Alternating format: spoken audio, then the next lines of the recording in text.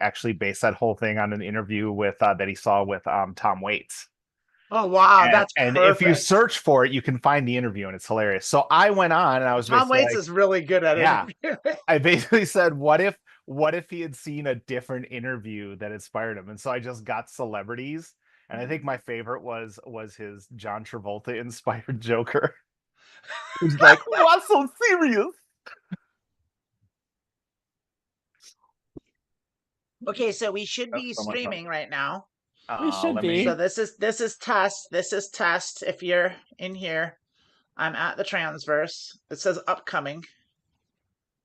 Going So to the it's transverse now. no, it's there. Keep me on the red comp. It's there. It's there. It's there. We're coming through. I'm gonna. Everything's working on YouTube.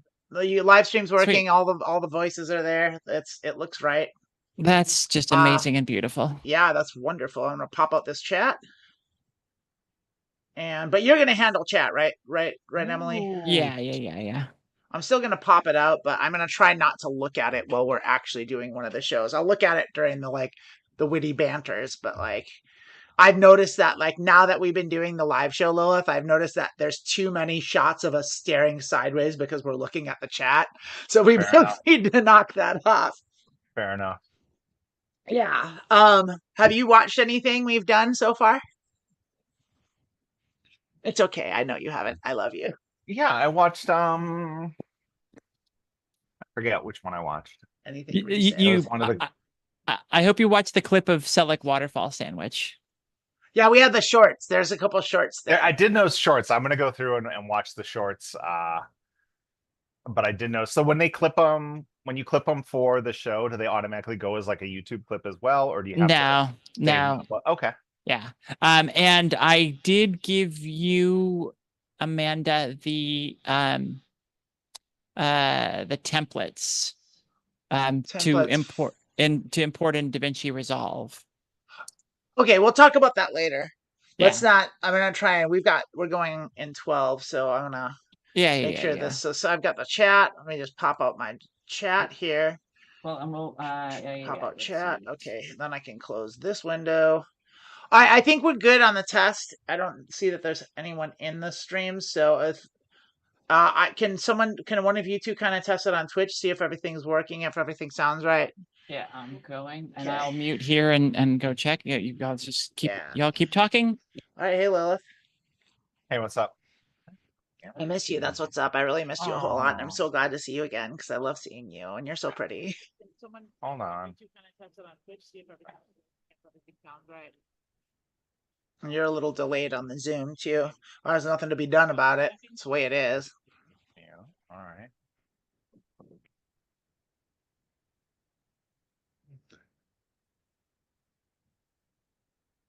We good, Emily? I don't know. I think we're supposed to just keep talking. So, hey, Lilith. Yeah. We're supposed to talk so we can test so Emily can test the live stream, see if all the audio is working. Because I think the video is working just fine. Yeah, I haven't heard Lilith in a while. I Yeah. am talking now. Thanks, babe. Yeah, I gotta find a Detroit background for fall. Fall's coming. Yeah, I know. I have to find an outfit. I don't know what I'm gonna have to go on Amazon maybe today. Oh, I got a nice like I don't have anything ready. an orange dress. Okay, Emily because it's working on YouTube. How's Twitch doing? Yeah, so Twitch looks really good. I haven't checked out YouTube. I checked out YouTube. YouTube's fine. I give it the thumbs up. It just seems like Lilith's a little quiet. Am I a little quiet? I actually agree with that. Yeah. So I don't know if that's anything you can do. Let me go to audio settings. Now all of a sudden you got way louder, and so that's good. Well, maybe I'm just excited to share my thoughts. Whatever you did made it way better. Yeah. I'm a little behind just on like you are. Yeah, on the video feed you're a little laggy. There's nothing to be done about it. That's just the way it goes. There's nothing to be done. Nothing to be done. Not to be done about it. It's just how it is. Oh my god. Nothing, honey. Save image as. Yeah. All right, you can run the starting soon now. I think. All right, thanks everyone. This has been our tech. This has been our tech test. We'll see you in 9 minutes.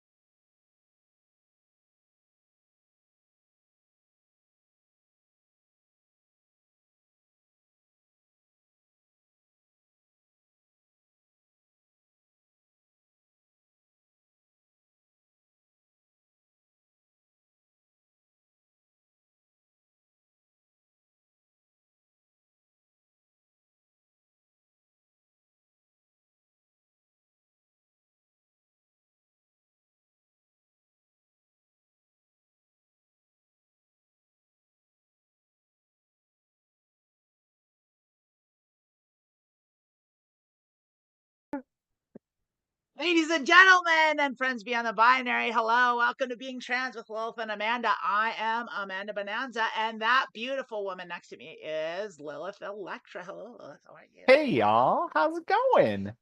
Oh, what do we have in store for us today? I think we have a Transition Tuesday, and we got a Culinary Delights. Yeah, you went right. You got right into business. Rando You hijinks. went right into it. Hijinks. There's always hijinks. There is. There's always hijinks. And I want to let everyone watching this particular stream know that this is the last summer episode, meaning next week when you tune in, we are going to have autumn makeup and backgrounds and clothes. We supposed to change our makeup? I just put. I change my makeup every season. I do. I just do my JD Vance eyeliner and change my. Yeah, well, I mean, we're all checking out that hot Queen's tips.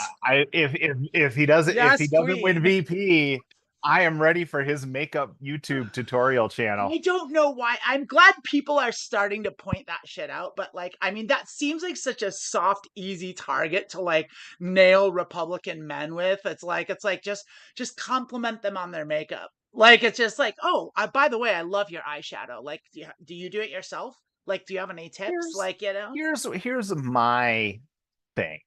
Mm-hmm. It's like I always want to say, I do not care. I am so happy if he puts that on and feels like, or if Ron DeSantis wants to wear cowboy boots that make him 6 inches taller, I am so happy for that. Just let everyone else do that too. Well, that's the whole thing, isn't it? That's because I love the fact that I think that eyeliner looks great on JD Vance. However, it takes the focus off that bad haircut. That's for sure. Haircut is ridiculous.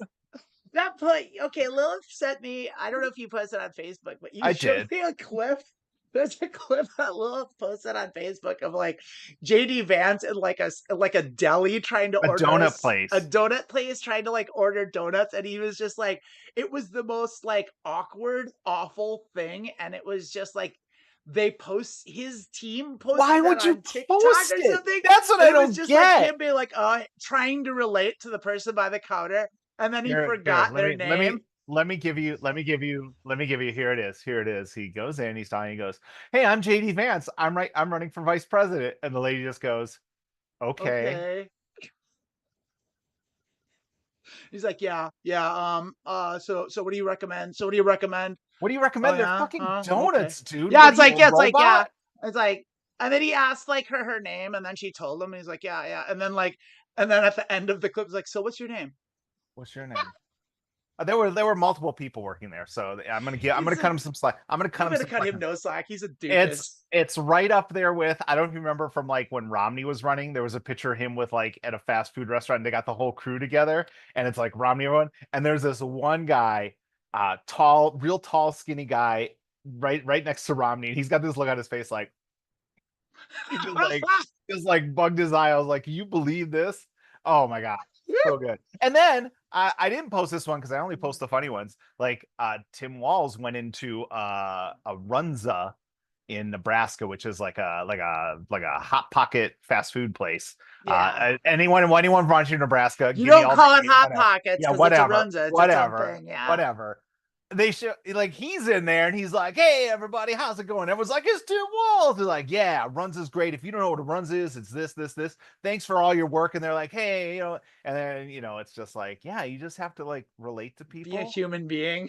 Be a human being and not try to take people's rights away. It starts with I'm JD Vance, I'm running for vice president. I'm here to take your rights away. It starts really with hard, acting like you want to be there. Right. I mean, you can try that. Just if you have some joy in your heart when you meet people, they can sense that. All right. They can sense that you want to be there. And then the lady's like, "I don't want to be on camera." And he's like, "Okay, just cut her out." It's like, that's not filming her. Like, right. He doesn't want to be filmed at work. Like, okay, well, we'll blur you out. It's like, no, you're still filming me. Right. Okay. Yeah, exactly. Okay. That girl is a hero. Yep. I wouldn't want to be either. I'd be like, I don't want to be in a fucking video with you. And I would have insulted him too. And gotten fired over it. Oh, I would live to work in a service industry when some jackass president candidate or vice president or whatever. Oh, that would be the worst day of their campaign. It would be bad. And it was JD Vance. He'd still share it. He'd be like, "This is some good shit." I mean, I've seen them do that, and they're real easy to trick because they're stupid. So it's like, yeah, right. I've seen a handful of those where like the fast food or the employees just like get the best of them and they Oh post it man, no. anyway. Yeah. I've been reading your plans. I really hope you guys get that thing through where like I can work 70 hours a week and my company won't have to pay me overtime because they'll just work me 10 hours a week next week to make up for it. I think that's a great plan. And Yeah, that's he'd be like, awesome. yeah, see, American workers don't want overtime. Yeah, exactly. I hate getting paid. Please help me. Can you help me? Hey, if you're running for president, I really got a big favor to ask you. Can you make it so I don't get paid at all and I just have to work? I'd love to be a slave. Could my paycheck just bypass me and go to like gas for someone's yacht? Yeah, no, I'd like my paycheck if you could just take my paycheck and send it directly to the NRA. Like, I love that. Or maybe like the gas lobby, the oil lobby. Wait. Like, that'd be nice. Trump's thinking like, if we can do this, why isn't it just coming right to me? Right. Well, yeah. Why am I giving it to lobbyists to give to me? Exactly. Can't it just go right to the porn stars I'm paying to have sex with? Oh my goodness. I was just trying to do a thing and I shouldn't have tried to do it. I got distracted. You're not I looking. know. I lost the narrative. Apologies if you're in the chat. We're gonna try. I to tried keep to up look on at the chat. chat. That's what I I know. tried to do. But we also don't want to come out of the moment, you know. And I did. I ruined it. It's okay. It's okay. I'm still trying to do it. I'm out of the moment now. The moment's fucking toast. I'm not one of these professional Twitch streamers who knows how to read chats and thank people. Yeah, I don't know how they do it. And, you know what they do? I do. They have a team. Yeah, I got a team. Hey, someone just donated 37 cents. Like, thanks. Yeah. Oh man, well, you know what we need to talk about, girl. What do we need to talk about? We need to talk about new merch. New merch. We do have new merch. That's correct. I'm so excited. This is something we've been waiting for. We have been trying to get this up, and this is now up at the Transverse Etsy store. This is, and we find it.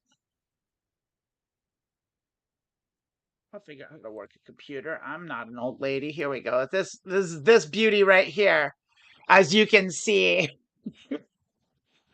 That's it. That's. I don't think I'm sharing the screen. You can't see it, Lilith, but I showed it. It's Oh, I closed it now. I ruined it. I am really bad at this stuff. This is what the producer would do. They're like, here, do we have that? And then they put a clip up, but instead it's me doing it. Do we have that? Yeah, it came and went, but it's the Punisher. Can you look into that? Yeah, it's cool, and you can get it, and it's on shirts and mugs and hats and stuff at the Transverse Etsy store. And you're like Joe Rogan is like, yeah, I heard this story that Tim Walz hunts humans on an island in the middle of Lake Superior. Could you find that online for us? Can you find that for us? Can you verify that for us online? Yeah. And then the person, he's great. His guy will look it up, $23 million worth every penny. He's like, I found it. It's on a website called madeupnews.dummy.com. Yeah, that's the one.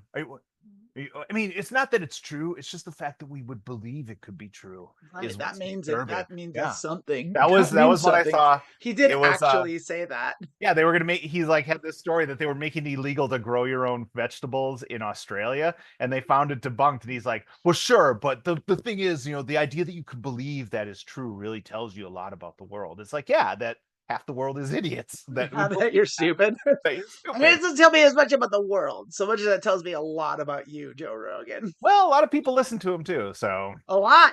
I mean, Spotify gave. He's the only artist Spotify ever paid. I know. Spotify ain't giving me no 20 million. I'll tell you that for sure. All right.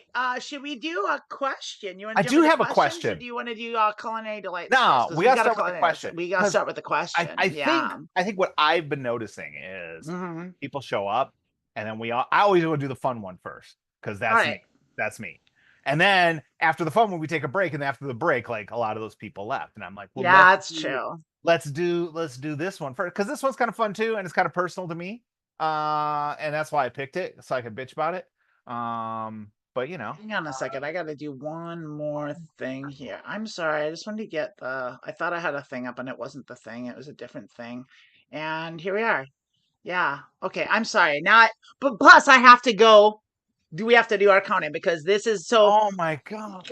No, we have to do it because okay. Remember, now we are doing a live show that you are watching, and that's great. And we're so glad you're here, and we'd love to have you. However, what we're doing in the live show is we're also recording the recorded show that goes out every Tuesday at noon Pacific, 3 p.m. Eastern, and 1900 Universal Time on YouTube on the Transverse YouTube channel. Let me Transition break it Tuesday. down for you. Let me break it down for you. Break it down.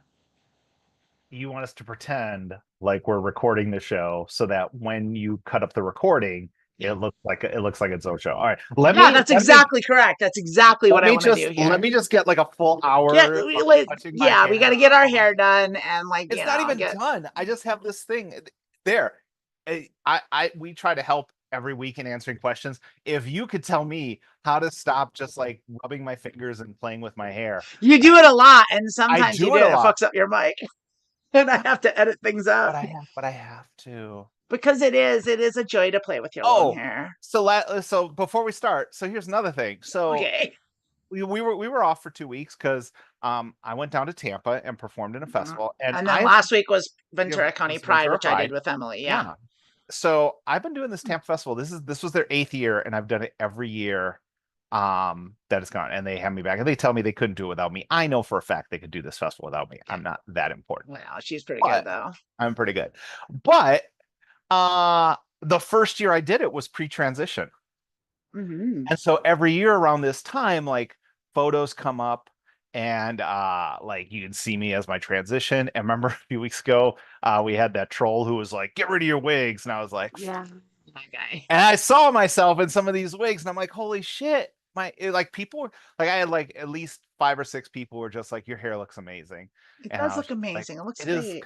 It is just like this is actually isn't hair down here. This is all just like a million knots that have formed. It's not hair. What is it? A hamburger? It's just a wad. This isn't hair down here. It's just wads of old hair. 3D printed shit. I do it. I like run my fingers through my hair all the time because I'm afraid like I'll start getting dreadlocks and that's a whole thing. I don't need that. I think we already talked about my accidental dreadlocks.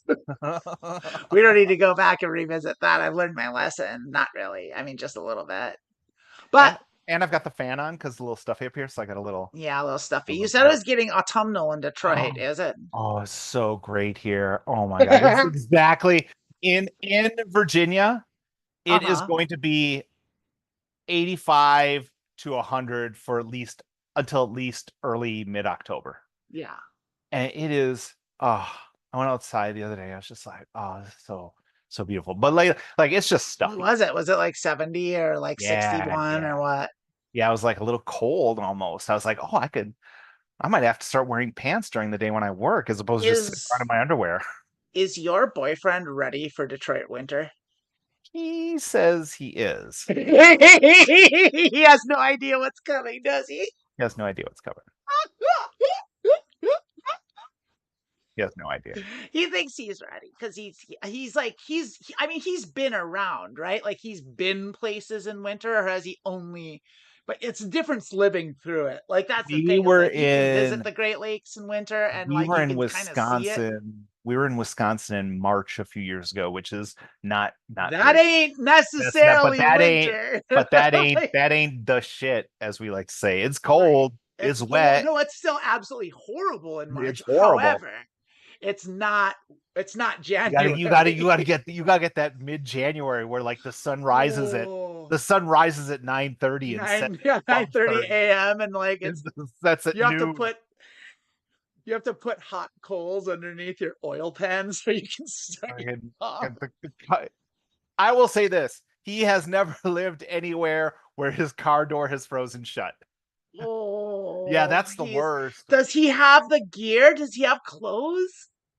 I've never seen him in anything but shorts and sandals. He's gonna die. No, I've got like I have like an old pea coat that I'll let him wear, and I have like one of those really ultra lightweight ski jackets that keeps you really warm. So you're gonna be. I'm not worried about you. I know. You'll be I'm fine. delicate. What are you You know. talking about? No, but Yeah. like you grew up in that The nonsense. plus I don't know is why you moved back there. I mean, I understand Detroit's awesome. It is. I love it. And as much as I love visiting you and I'll visit you again and I'll love it, I could not live there. I the couldn't do plus it. I'm is such a spoiled California girl. It's 76 degrees and I'm dying. the plus is it I work from home, so it can snow 30 inches and I Right. don't give a shit. And we're gonna get the fireplace fixed up. Oh, it's gonna be so Yeah. And that cozy. is going to be great. But I got to say, like I've said this a million times, it's like I'm not an outdoorsy person. I live on my computer and I despite that, I still need to be in nice weather. And the reason for that is because eventually I do have to leave my house. And when I do, I can't stand to be miserable. I can't Doesn't stand. happen a lot. I will spend like 3 days on the road not leaving my house. Like I'll just be inside for 3 straight days and then just Oh yeah. go out to go to the store or something. But like, yeah, it's like, but when I do, yeah, I can't bear that. I work Monday through Thursday. I mean, now I go outside to walk every morning, but yeah, Yeah. I drive my car like 2 days a week.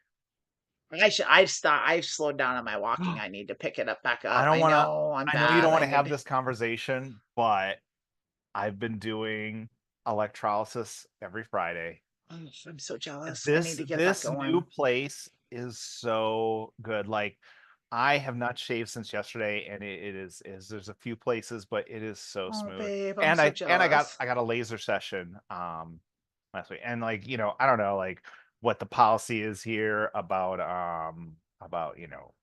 stuff, but like getting lasered downstairs, like when that hair is gone for good, that's like such a great feeling. It's just like this Yeah. is so smooth. Yeah, that's good. I know. I've never done it down there. I will. I will Oh soon. yeah, I it have, hurts. yeah. Well, of It's course it gross. hurts. Like what price beauty, eh? Like, yeah. Yeah. That's a real fashion over function area these days. Yeah, this is gonna hurt. It's like, yeah, everything hurts. Shut up. Yeah, exactly. Yeah, beauty's painful. Um, Yeah, I mean that's it. I have to do that. There's so many things I need to do because I had like really good insurance. I can get whatever I want pretty essentially for Get free. whatever I want. And I just don't do it. Like I could go to the dentist. I should go to the dentist. I could go to an Go to optometrist. the I should fucking go to an dentist. optometrist. I need to. I need to badly. And I can, and it's all covered. Like it's like I could just go. Like, and I know, but I have to what I have to do is I have to like block out a time where I sit down and I find these places and make appointments. And like I just don't have a fucking day. I never have a time. No. And that's why I know. I know. That's what next week's show is. That's what Next yeah. week's show is we Next week's sit show here is while you do me. all that. Matter of fact, everyone who hasn't seen a doctor or who hasn't like made an appointment or who hasn't started writing the book they want to write, we're gonna spend 2 hours next week, and I'm just gonna sit here and stare at everyone until they do it. Till we do the shit we You need do to it. do. And we do it. You What tell me I what you need want to to do get is done I in need 2 to hours. call my insurance company and find out who I can go see because like it's brokered through like a private it's state insurance but it's brokered through a private insurance company and of course they're like intentionally unhelpful because they don't want to shell out any fucking money and so like they're like yeah you're covered technically but like we're going to make it really hard for you to find the places that you can go to so it's like yeah I just got to Your wrestle with dentist them. is in Nevada. Well, no, that's the thing. They're all in the county, but like they're not. I don't know. This is boring shit. Let's talk about fun shit. I don't Let's think this talk is about boring shit. questions. I I think think it's it's real. shit we're I all think going insurance.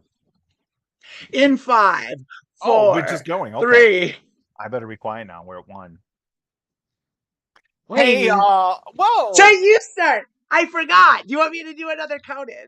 No, we're just good. We just have the that stays in the video. That's classic. That was calamity. No, it wasn't Calamity. Welcome. What was it? Okay, that was good. That Listen, was good That show. was really good. Yeah.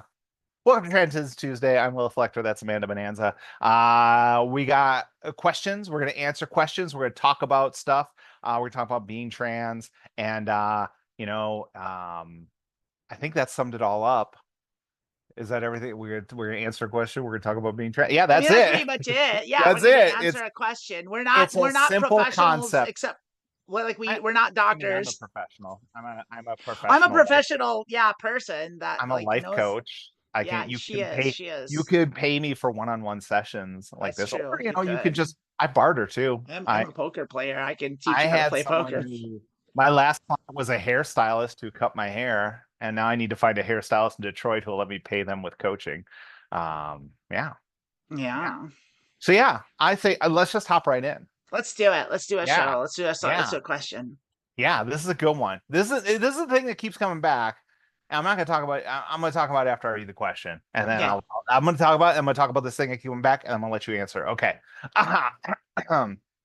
Ben made wildly insecure about my name after being repeatedly told and reinforced that it is a very basic and stereotypical name for trans women to choose, frowny face. I don't Wait, even wait, wait, know wait. I'm sorry, Pops. I didn't even understand anything that you said. Like, it didn't make what. sense to It me. was all It didn't. English. But it didn't make like the first word was confusing. It was like it started Ben. with Ben, I like have Ben. been. I have I been. have been. Yeah. Okay. Bean. I have I've been. been. Yeah, I've been doing something. Yeah. Got it. Uh, Bean, not. But this I person know. I this know that like person is being I made to fucked it feel up. insecure about their name, like their name is basic bitch shit, you know. Someone's Uh, teasing them about. yeah. Yeah. Okay. Got it. I didn't even know it was the case when I chose it. I wasn't in any online trans spaces, and I like my name besides these insecurities. I think of that name and think of myself now more than I ever did with my dead name. I've legally changed my name to it now. It's just a bummer I've been made so insecure of this fact. The name is Lilith, by the way, and then another frowny face. But you don't, first of all, here's the thing. The thing I don't get, because I go through questions every week, and so many of them are like, trans people in my community are doing this to me. Trans people in my community are doing this, are acting this way. It's just like, you know what? Lilith is a popular name among trans women. I'm still the only Lilith trans You're person the only that Lilith I I've ever met. know. Like, whatever, I've never met another Lilith ever in my life, So ever once. my first answer is this to for the spirit of Lilith, just tell those people to fuck right off. Well, I'm gonna extend that to everyone, like with Tell the name everyone that to they fuck like. off. Tell Yeah, everyone, like, if you name Jane or Sarah, that's fine. Like, you get like that's one of the like who goes around doing that? Like, you name sucks. Like, who says that? right? That's not in seventh grade. Like, what is this nonsense? Like, and there is so like yeah, so like easy, quick answer to this question. Fuck, ignore those people. Block them on the chat. Don't spend time with them. Those people can fuck off. Like, real talk, like beyond this thing in the broader sense, like community, transgender people, we nitpicking every little aspect of your siblings, of our brothers and sisters and our non-binary siblings, like let people be. You of all people know how hard this shit is. Be nice. You Good know, lord. Be that's where it all nice. starts, is just be nice to people. But Just be nice. and that's the thing. It's just like, for like every other thing, like how to pick a name, it's just like go through 8 names if you want. And I worked like with a support group for trans kids, and yeah, they'd come in every 3 weeks, they'd try a new name. All of that is acceptable. You're not a flake, because I think we did a similar question like that with changing your name, a few weeks ago. It's just like, find yourself. You're on a journey to find yourself, and part Yeah. of that is what you want to be called.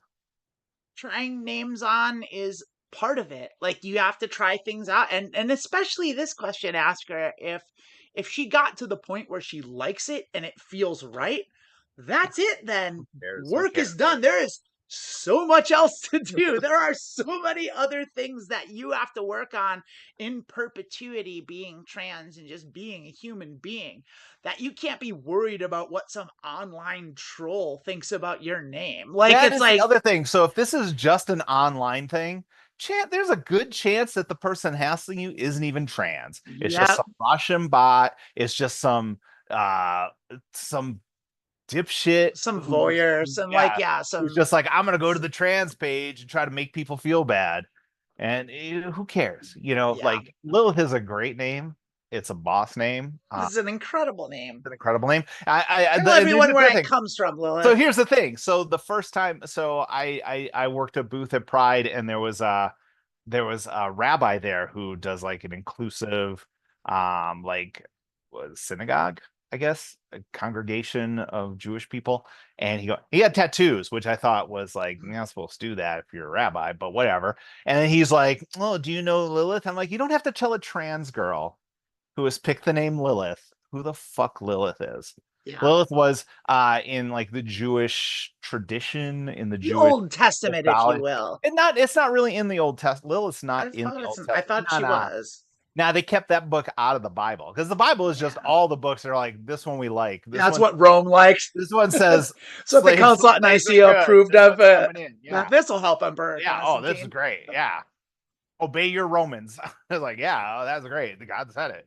Lilith was like the first woman, and I assume just made like Adam, just like formed out of mud, I guess, if you go in for those kind of things. Yeah. And then found out what the deal was just like, fuck this shit. Like, I'm not gonna let him put that in me.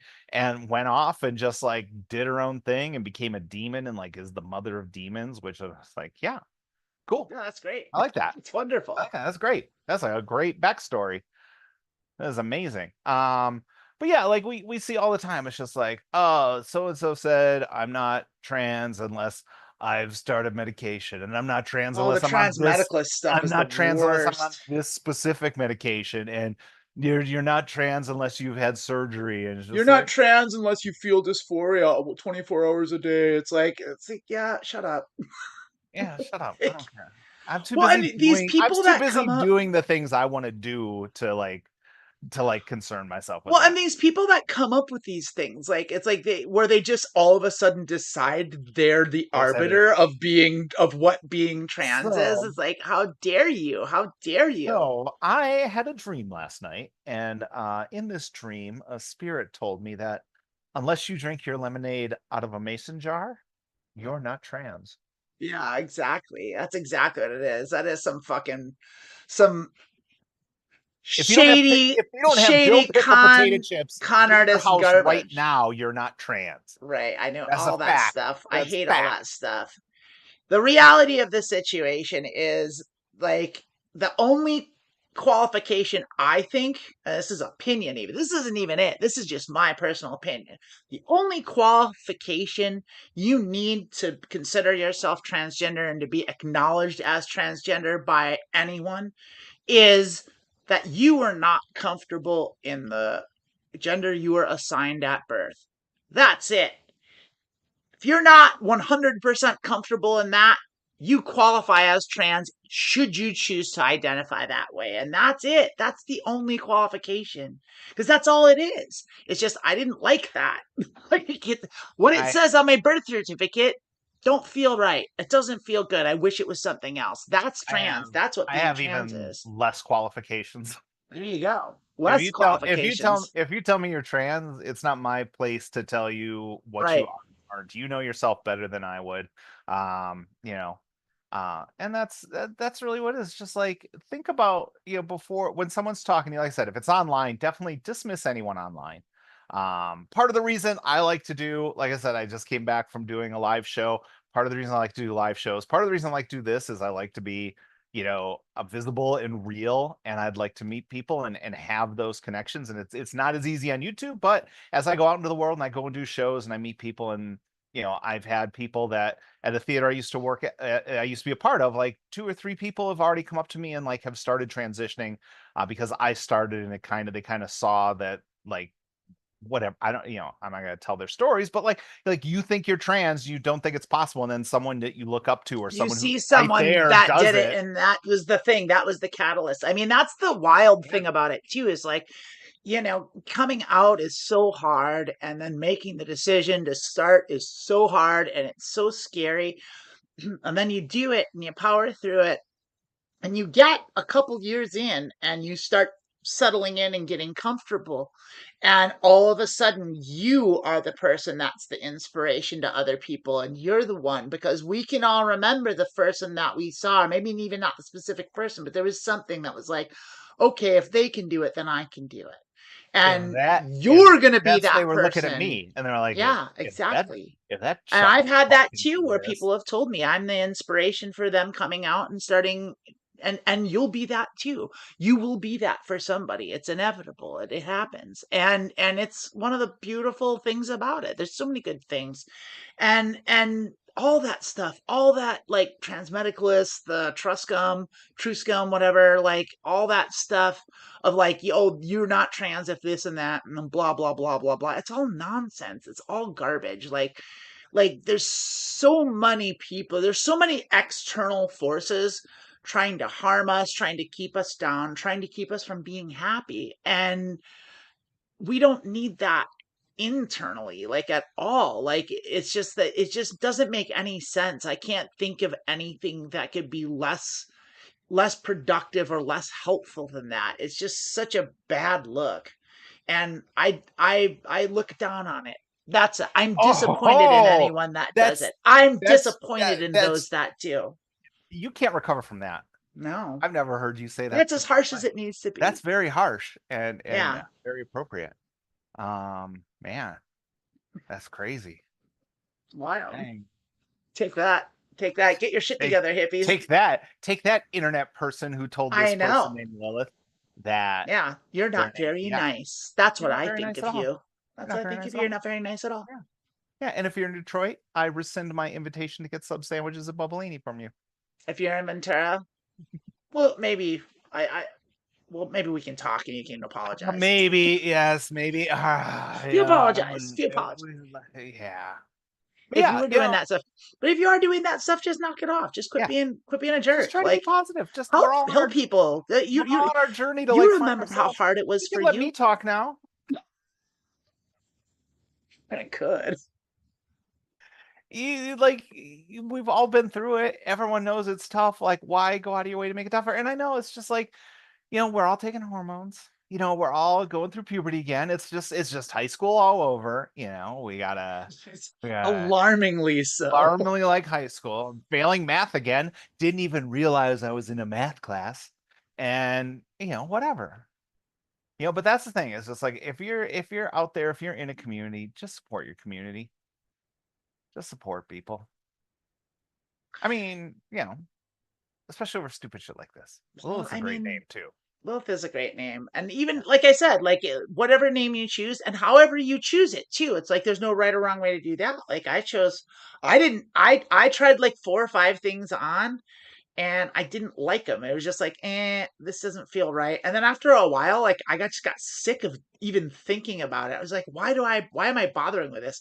And fortunate enough for me, I happen to have supportive parents. Now, this is a thing that I did. I think is I've probably maybe mentioned it before, but I'll say it again so it bears repeating, which is I had supportive parents, but they were struggling with like pronouns and stuff like that, especially like in the early stages. And I thought about it and I was like, well, I don't really want to pick my name. And isn't that something parents are supposed to do anyway? So I had my parents do it. I asked them if they wanted to do it, if they wanted to choose it. And they were elated by that. And so what that did for me in a number of ways is it made them more invested in the transition itself, as in they felt like they were a part of it, and it really solved the pronoun thing almost immediately.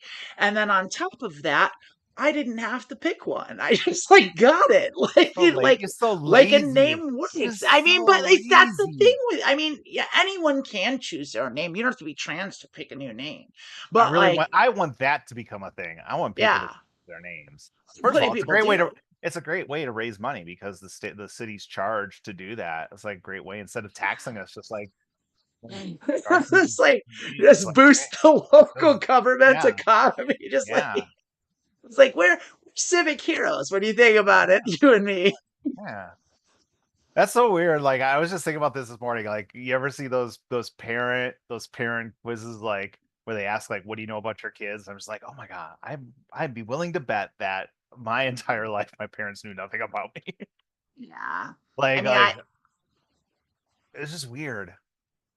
Honestly, I don't think my mom knows I live in Detroit unless my little brother told her. well, it's because, like, yeah, because your parents are shitty and your family was shitty to you, and like, yeah, why would you talk to them? It's like I don't talk to my sister. But Who's even like shitty. before, even I like don't when I tell was her like what a I'm little up to. kid, like a little Yeah. kid, it's just like, I don't know anything about me. Yeah, well, that's on them. Like, that's their failure, not yours. Like, that's the thing. This is way off. This is way off it is topic. way off, We're but like it way is off. another But thing where it's like, that's yeah, the appeal of the parents, show. if your kids don't talk to you, it's something you did. Also, if you're a parent and your child does decide to choose their name, don't just keep it to yourself. It's theirs. You're Their like, name. yeah, They gotta live with it. children aren't your property. They're not. They're people. Like, and I think I think that's a thing that's fading from the thing, but I think in previous generations, I think that's been more of a thing where it's like, you're my kid and blah blah blah. When you live under my roof, you're gonna follow my rules. And I mean, that might still apply to some degree, but like, I mean, the whole like, you have to do as I say because I'm your parent, like, even into adulthood is like, nah, that's bullshit. You don't Yeah, have to do what they say. adult Yeah. children are people. I don't know about young kids. They're just kind of I mean, like, yeah, little kids, you they're need, stupid. well, that's why and they don't have any money. Yeah, hey, money. You're not participating in the economy. Stupid kid, you don't have any money. What are you gonna do? You can't do nothing. Can't do shit. That's why they're still kids, because they're stupid and they don't have any money. Anyone younger than adulthood listening to this, we're just kidding. I hate most kids. I like you. I love kids. I work with kids and I love them all. You. I love them. Kids are They're so wonderful. They're so delightful. I miss them every day. I don't see them. I love them. all right. All right. All How right. do you feel Anything about else that? you I want? feel pretty good about I feel that. pretty good. And like I said, hey, we're all on our own journey. Follow your own journey. Don't let people, bring you down with their stupid opinions. Opinions are like assholes. They remind me of my hemorrhoids. But They then remind- again, they everything remind- reminds me of my hemorrhoids. I mean, who cares? Who cares? And here's the thing. It's like repeatedly told by one person, or have like 20 people been coming after you about your name. If it's just one asshole, just who cares? And it's You just probably call him like, an asshole. it's Be like, probably "You're in an a group, asshole." and it's probably like 3 people on their Discord server, and it's probably like maybe a couple people. Like, That's why I I'm mean, pretty but much on that's Discord. assumptive. I don't know. Maybe it has been 20 people. Like, and that sucks. But like, those are 20 people that you can easily just check off that your opinion no longer matters to me, and Don't just have like, to send them you can Christmas cards. sweep them right off you don't have to interact them with off your anybody Christmas you card don't want list. to. Yeah. And you shouldn't interact with anybody that puts you down for nonsense. Like, you just shouldn't do that. Like, there's no percentage in it. Like, you're better than that. You're a better person. Be your own person, and you Now should you're just saying what surround I said, though. yourself. Now you're just saying what I said. Well, that's, we always end up getting to the same place most of the time. Like, I'm very persuasive. I'm very persuasive. you are. You've convinced me that, like, this is the best course of action, is to be nice to each other. That's all you. Crazy that I said that. I know, it's wild. It's buck wild. It was crazy. Just be nice. Who cares? Be nice. I mean, I don't want to take it to politics, but let's just say we just sat through like 2 political conventions, and one of them was full of nice people, and it was a nice time. Whether you agree with all of their policy or whether you agree with anything they say, it was a nice day. It looked like a lot of fun. And then the other one kind of looked like it was coming from the gaping hole of hell, and it was just angry people being angry. And there's really nothing. They crash Grinder. Also, there's nothing to be angry about. Like, what do you? Well, they were angry because Grinder was down. I mean, I get it. They couldn't get on Grinder. Get it on Grinder. It made them furious. My wife's back in Oklahoma. I have 3 days. My only pet's to be secretly gay. If they're all gay, are they secretly gay? No, they're Well, not. they're not. I mean, and I don't want to make too much fun because there's nothing wrong with being There's gay and nothing going on wrong. Grinder. It's the hypocrisy that's the problem. It's these are the people telling No, people there's that the whole are thing out that crashing they like can't do it. Grinder works in Oklahoma for now, so you could just use it in Oklahoma if you want. Yeah, it was the Or even better, traffic. even better, even better. I mean, it works in Milwaukee now too. Does it? I haven't verified that Yeah, yet, but no, it went I'll right let you back know. up as soon I'll as let the you know. RNC left. I'll let you know next time I go on a cheese run. Yeah. Yeah, it's the hypocrisy of the whole thing, but it's also like just when people are talking to you, just and you and I have had this argument, like whenever some of these awful Republicans, like honestly, I wish that they could just be happy enough that they could enjoy their life. It'd be like, man, Yeah. it'd be great that instead of caring about trans people and trying to make us miserable, you just enjoyed your life so much that you had that to look forward to. And the same with this person who's mad about your name. Like, man, wouldn't it be great if you made your life such a thing that you didn't care what my name was? That'd be amazing for you. I hope that happens to you. Well, like the idea that you would just go around and make fun of people's names. Like, is that like, do you do that You just line them everywhere all you up and you go? like Like, ask everyone their it's name. like you go like, Basic, stupid, yeah, dumb. you're at a bar and you meet someone. I'm like, hey, I'm Sherry. Hi, who are you? Hi, what's your name? My name's Alice. It's like, Alice. That's a pretty stupid name. Alice Why rhymes did you with get that name? malice. It's like Yeah. yeah. Why? It's like why would you do What are that you to doing? anyone ever? And then specifically to trans people who already are having a hard time that you are fully aware of since you've been through it yourself. It's like, give me a break. But it's also like you chose that name, like you put thought into it. You chose one that fit you. It's not like Right. if a trans dude out there wanted to pick Travis, like good It's on you. fine. That's Yeah. fine. It's when Travis is assigned to you by your parents, that's when it becomes a problem. But if you feel like, hey, I'm the essence of Travis, that was a little joke there. Like, hey, I was just making I was just gonna say the opposite. Yeah, I was gonna wholly yeah, disagree with you. yeah. Like, Like they picked like I like if Amanda was my parents doing. if My I parents picked feel Amanda. if you feel like a Travis, then embrace Travis. But Yeah. don't name your kid Travis. Well, you can name your kid Travis. What's wrong with Travis? I knew a guy named Travis in high school. He was a pain in the Yeah. ass. Well, okay, that one guy. Yeah. Oh no. That's Okay, the only Travis I've ever understood. met. That's the only Travis I've ever met. No, a number of Travises, and some were Randy nice, and Travis doesn't count. That's most were his very last name. nice. I don't know Randy Travis, not personally. We have the same bank. Oh yeah, you run into him there all the time. Or do you Oh do it no, it's promotion online. for I just they've got his picture up. They're real proud of it. You mean like how a deli puts like a picture of Jerry Seinfeld up? They've just got a signed headshot of Randy Randy Travis Travis. Hey, let me on tell you their something. homepage. I go to First Savings and Bank of Ventura County. It I doesn't know even my it's money's not safe. even a testimonial. They just have his My money's picture. safe. Like a barber shop. Like a barber shop. As you ask for the Randy Travis, like you open a bank account, what do you want? It's like I want the Randy Travis. Well, do you have $100,000 deposit for checking? Just give me 100,000 of Randys. Yeah.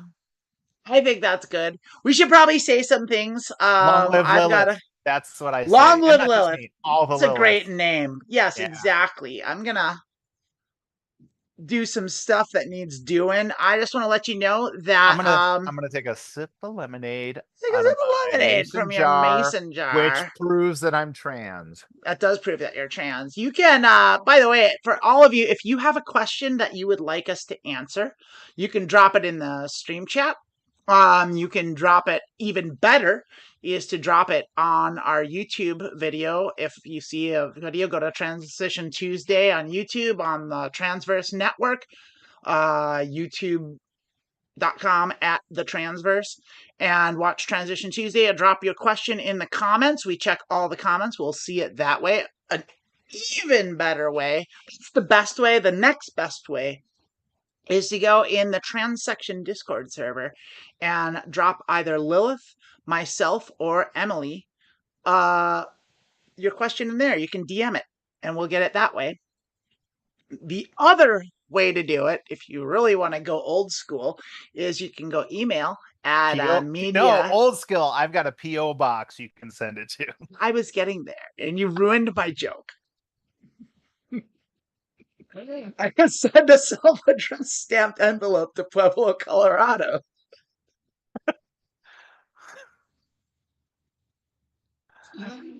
I mean, don't even bother with email. I'm not checking email. I'll be perfectly honest with you. If anyone sent a question to the email, I've never seen it. I don't even know how to get in there.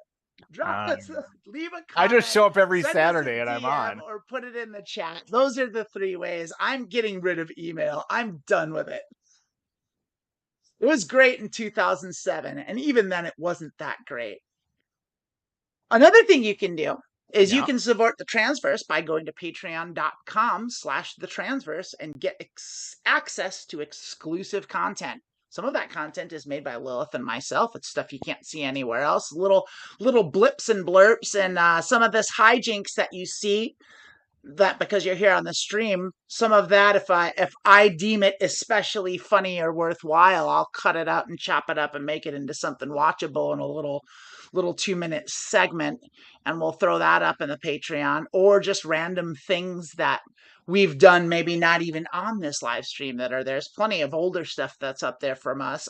There's also excerpts from the transgender show and stuff that Emily's done and other content creators have done, and there's also like live streams of Fortnite and shit like that, which is cool. And like Emily's made a bunch of clips. There's a lot of stuff in there, and it would, if you like what we do and you've got a little $5 a month to spare and you can subscribe to Patreon, we would love it. That would really help the network out, helped us to get our help out there to the world and get more people seeing it, and help more trans people feel better about themselves and get through a very challenging time in life. Even what's also good is getting yourself some swag. You can get that stuff at the what is it, Etsy.com. I just searched the Transverse .shop/the Transverse. I'm not sure. Emily will put it in the chat. I'll have it up as a label thing, but like you can go to our Etsy shop. It's also on the transverse.net website. You can just click on the shop. It'll take you right to the Etsy shop, where you can get that fabulous Punish She Her t-shirt, and you can get a coffee mug that says, "Don't talk to me until I've had my hormones." It's this beauty right here. I don't know if you can see it. You can get this at the Transverse Etsy store, among many other things. And we love that. That also gives us money and keeps us going, because making shows and doing work costs money. And we understand. Doing work makes money. What do you mean? Not for me. Had that experience. It's always costed me money. I'm terrible at this. And that's the long and the short of it. That's it for the housekeeping stuff. Like and subscribe, all that stuff. Do that. If you're here on Twitch, subscribe to our Twitch. If you're here on YouTube, subscribe to the YouTube. Give the video a thumbs up. It's the easiest thing in the world to do, and it helps us out quite a bit. All right, that's it for that. I think we're done with this segment. Yeah. Lilith, do you have any closing words to say about name changing? No. Do you? Yeah, do what you want. Live your life. Live your truth. Be you. Y'all need to live your best life. Y'all need to lighten up and be chill. Y'all need to take a chill pill. It don't cost nothing to be nice, but to be evil, it costs your soul. That's deep. That's deep. That's deep, like a poem. Also, souls don't exist, so whatever. Just don't be a dick. Don't be a dick. That's my next tattoo. It's like Ricky and Julian said, no dicks. Don't you know what that means? No dicks. Sign says no dicks. What are you doing here? All right. That's it for Transition Tuesday. We'll hang out. Do you want to do a little break maybe and come back and I know you want to take a break, so don't put it on me. It seems like the natural thing to do at this point. You want to take a break, we'll take a break. I do want to take a break. Yeah, I do. Then don't ask me. Well, I'm asking you because I like your opinion on things. Well, if I said no, we're still going to take a break. Well, yeah, probably. But I mean, Yeah. why would you say no? I gotta get more lemonade before See, there's a good there. Lilith needs more lemonade. I need more water. That's about it. Now you see, just stretch my legs and gather some thoughts and maybe get some jokes together. Get my whip out some material. I got Yeah. stashed in a box. I Yeah. gotta unlock. It's in the safe. Got a I got some notepad. comedy. I got some comedy. I'm keeping in the freezer to keep it fresh. Oh yeah, you gotta see if there are It's any in my knockback jokes crisper. You have some buried in the crisp, fresh basement. comedy. Fresh out of the crisper. All right, let's go take All that right. break. You go put the little break I'm sign gonna up. put the break screen up. All right. We'll see you in about like 5 minutes or so. Thanks. It says actually it's now starting soon. It doesn't say it yet. I haven't put it up yet. What? Now there's a commercial on Twitch for FanDuel Casino. You just must have just logged on or something. I don't know what to tell you about that, but like All that's not what's happening. If that is happening, we're in real trouble because it's not what it's supposed to be. It's no problem. All right, we're taking a break for reals. See you soon.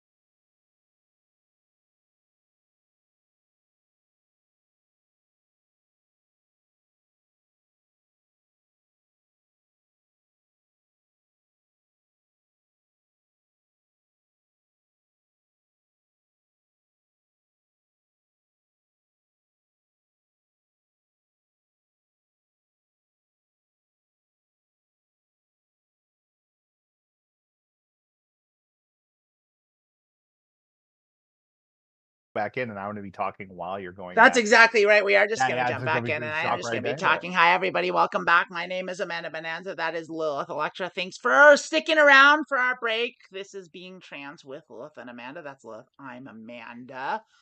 I said thank you, ladies and gentlemen, but I didn't say friends beyond the binary. Thank you, friends beyond the binary. Anyone that does not is beyond has evolved past the binary gender spectrum. We're glad to have you, and we salute you for your bold steps toward the future.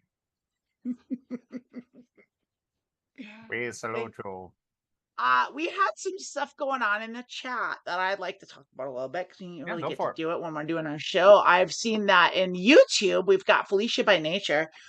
She says a couple things. She says she didn't get to catch our live streams too often because she's always working. Yeah, and that's the truth. But she likes to get the recordings. She lives in New Hampshire, near Canada, so she understands the pain of your harsh winters. It got to an 80 below wind chill last year, and boy, do I remember. Have you ever spent much time in New Hampshire, Connecticut, that part of New England, right on the Canadian border there near Montreal? New Hampshire, Maine, and Vermont are 3 of the states I've never been to. I've never been to those states either. New England is the section of the United States that I have spent the least amount of time.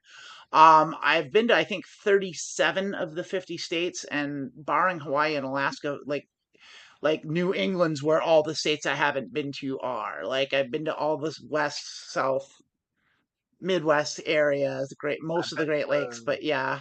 I've been to 42.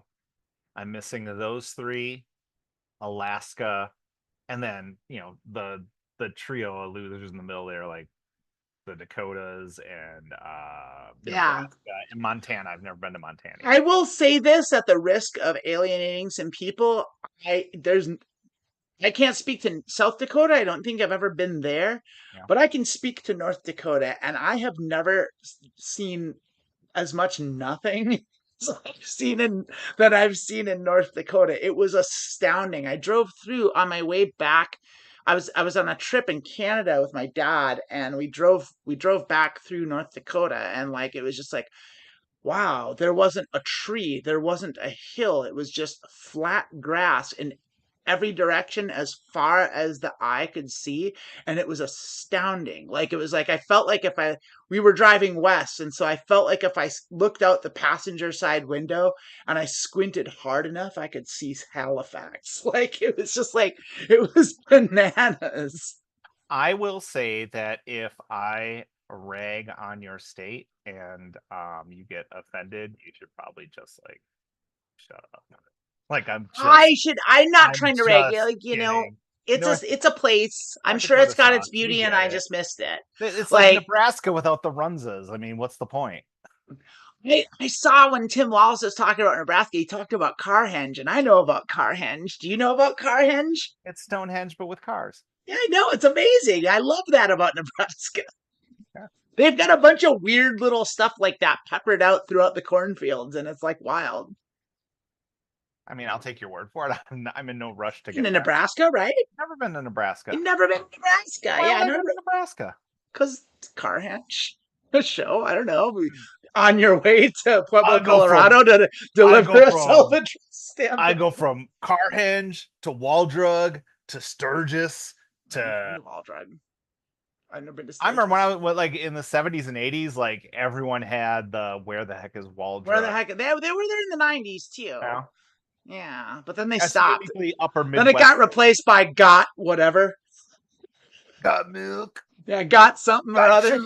I was driving back from San Francisco on my way back home to Seattle through Portland.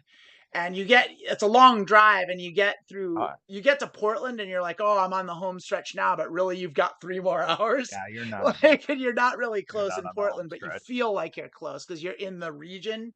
Yeah. And this is 2015, so it's super relevant. And I passed the car with a bumper sticker that said, "Got Tori Amos," and I really enjoyed that. What? That doesn't even make sense. It doesn't. And I was like, well, Tori Amos, I don't know when the last record she put out that like kind of anyone really listened to.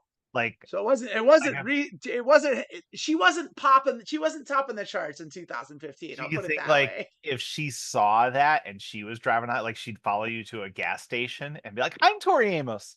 Tori Amos. I do. Yeah. I've got all the Tori Amos. 100% of it right here in the flesh. Tori Amos bumper sticker. Let me see. It's a real thing. I mean, it was. I saw it on Portland, and aside from the keep Portland weird thing, but like, let's see what else is in the chat here. It looks like if we go over to the Twitch, we see Willow Miss 23, and they subscribe, which is delightful. We love that. And just Oh saying my hello. God. Hi, Oh, Willow. Thank you for subscribe. subscribing. Thanks you for being here. And username _Alex. So I think it's fair to just call them Alec. And Alex says, in response to a couple things, Willow says that they just changed their name. I made it official, and that's awesome. Congratulations, Willow. It's a weird thing how good that feels to get it official. You know Like, when it really I hits didn't though? think I would be as excited as I was. It really hits when you get your Costco membership card. It says you're No, but I mean it because, like, I did my name change and I lived in Seattle, and Seattle's a very painless experience. You just go in the day of, and like, you go to County Clerks, you drop $100, and then they just go wait. You're in this courtroom, and then just go walk over to the court, and you sit there, and you're in a room with a bunch of trans people getting their names changed. the judge is And like, could all the Liliths stand up? Done. Okay, get out of here. but it's a really routine thing, but like you hear it happen, and like the judge lifts up, it's like, okay, what case number, blah blah blah blah blah, I'll call you to the thing, and like, oh, so are you of sound mind and body and you wish to change your name? Are these documents correct? Yes, they are. Okay, great, it's official. And they clock that gavel, and like, people just fall apart. You're in a room full of people that just like fall apart in tears, or are just overjoyed and are smiling from ear to ear, and like, it's such a beautiful experience. And when they did that for me, I was like, I was so like, what do I care? I've already been using this name, like, I've already been doing this. It's just a piece of paper, it's just a thing. But when that So, gavel cocked, like, it was a big deal. so just to verify, you lied about being of sound mind. Yeah, I always lie to cops. If you're gonna lie to everybody, you should lie to the fucking government. Jesus, Definitely where lied are to the you government. born? You just fall off the turnip truck there, Lo? I did. I did. I got. Hold on. Let me lean in a little. I don't want to get too far back. My lighting. I wanted to say about Didn't Alex exactly. said, time on hormones and out in social circles has been great. It's coming out to family. That's the massive hurdle. I think that's true for, I'd say, most people, for sure. Like, I think family is one of the toughest. I think it's all tough, though. Like, it just depends on what Honestly, your I think the social family circle thing is, really. is sometimes like you just have to do it. Like, Well, I yeah, think but that's I what's think hard about it. we put a lot of it. Like, here's the thing: you don't know how it's going to turn out unless your family's a bunch of assholes. Then you know how it's going to turn out. All you can do is just do it. And I know it sucks and it's hard, I but think even if your family's a bunch of assholes, sometimes it goes surprisingly well. I think a lot of times the people that you don't expect are really accepting, and then the people that you expect to be accepting aren't. I know that's the case for me.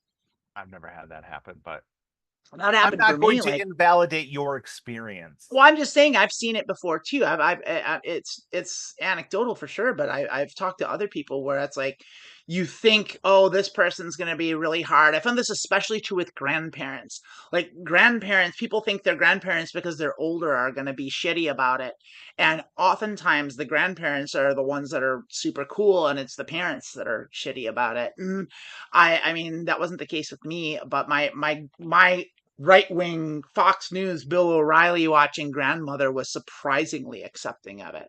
Like, and I was really scared to tell her, and I didn't tell her for a long time. And then I thought my sister, who went to Berkeley and was in a dyke polycule, like, would be really accepting, and she ended up being a huge turf and not cool at all. And so like, and to this day, we don't speak. And so you never know. Let me ask you this. What's Yeah. that service you can do where you can pay celebrities to like Cameo. If you were to have like a super like right-wing weirdo relative, what if you invested like the $200 in a Cameo to have Bill O'Reilly tell your grandma that you're trans? Ooh. Yeah. I mean, I don't know if so like, jokes out of the room, I don't know that Bill O'Reilly would do it. Like, you know, it's like they could choose You'd their probably have to cameos. go for like a But Giuliani or the something. concept of that is a The good concept. one, Lilith. That is interesting. Honestly, I should like get on that Cameo. idea. I'll Or just like do it for any you. celebrity that they like Yeah. that is something. Yeah, that'd be That is an great. idea. That's a very good idea. Be like, I'm Nick Offerman, the star of Parks and Rec, and I just want to tell you that your child is transgender and is going to be named Lilith from now on. And they'd be like, oh, Nick, what a sensible way to find out that news. I like that idea. That was the worst Nick. Yeah, hey, that's a free one. That's a real barn burner from Lilith there, everyone. It's John Travolta. Hey, your kid is trans. I think, what if it was Jerry Seinfeld? I think it would go a little something like this. We're done doing celebrity No, impressions. we're not. No, we're not. Who do you got? I thought you were going to say we're done with the notes, just because in the comments someone mentioned how much they loved my Opus tattoo.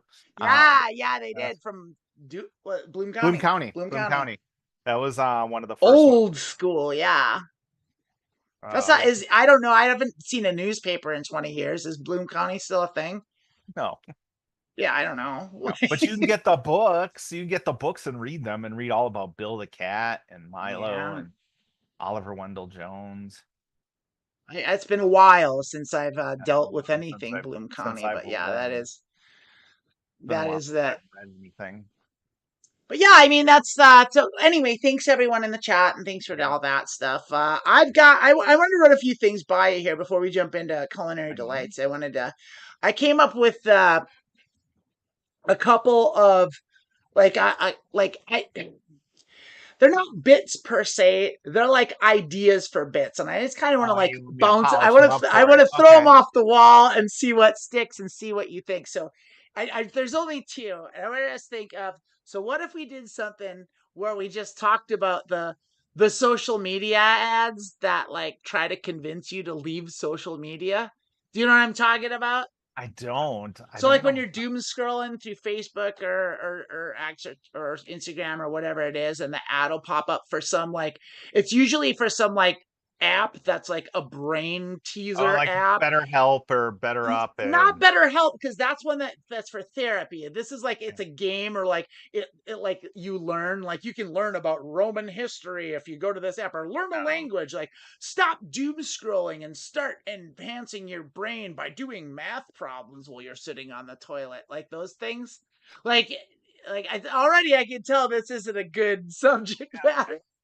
The only ads I get are the ones where it's like the guy walking and then he's shooting his gun and then the +2 fighters and -2. And then it's and he always always makes the wrong choice and it drives me up a wall. And I think I get more of them. That's why. I think I get more of them because I stop in the hopes that one time they'll make the right choice.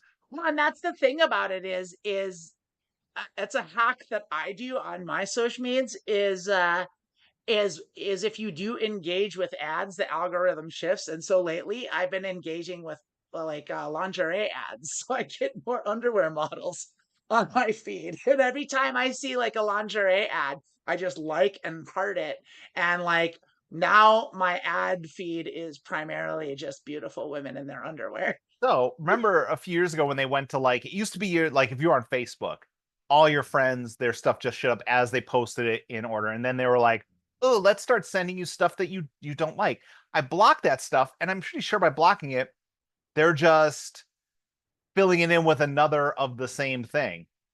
I don't want to see this guy who's made this stupid joke, and you block it, and then a day later, it's someone making the same dumb joke, and it's just like I actively block the right wing nonsense and the garbage. that's the thing and is I stuff. block it, Yeah. and it's just, there's more. Well, because Because like it's not those. real. It's not real. Well, It's also like depending on what you're using, both the Zuck and Elon are fucking Trumpers. Like, and so it's like they're right wing people, so they're gonna throw that no. in there. My Kelvin and Hobbes group had a guy posting about how Zuckerberg's a liberal who blocks everything for Trump, and Maybe Democrats, so. Democrats are the real Nazis. I mean, that's Oh well, there you go. That yeah, there you heard it here first. You heard it here first. last. Like The people who want you to live your life the way you choose are the real Nazis. That's the real Nazis, and the Yeah. people that like the one I always get that want to let you be who you want and do what you want. Yeah, it's real. The one I get a couple times a year on Reddit, they the He Gets Us people push their ads. And I don't know what that is. It's a Jesus is like, oh, Jesus gets us. Jesus gets it. Yeah, Jesus like, gets it all figured out. Yeah, no, Jesus does, but you're an asshole who's a homophobe. No, you don't. Yeah, yeah. You don't get it. Jesus gets it. The mythical Jesus is a great dude, but like, yeah, radical. but like, it seems like it's really weird how none of the people. I won't say none of the people because I've met some good Christians out there, and I don't want to like knock it. So I kind of finish where my story was going. So, yeah. Yeah, let's see that. So you talk about these annoying things on social media. It's like He Gets Us, and every year, like right around the Super Bowl, they have these big pushes, and you can block them.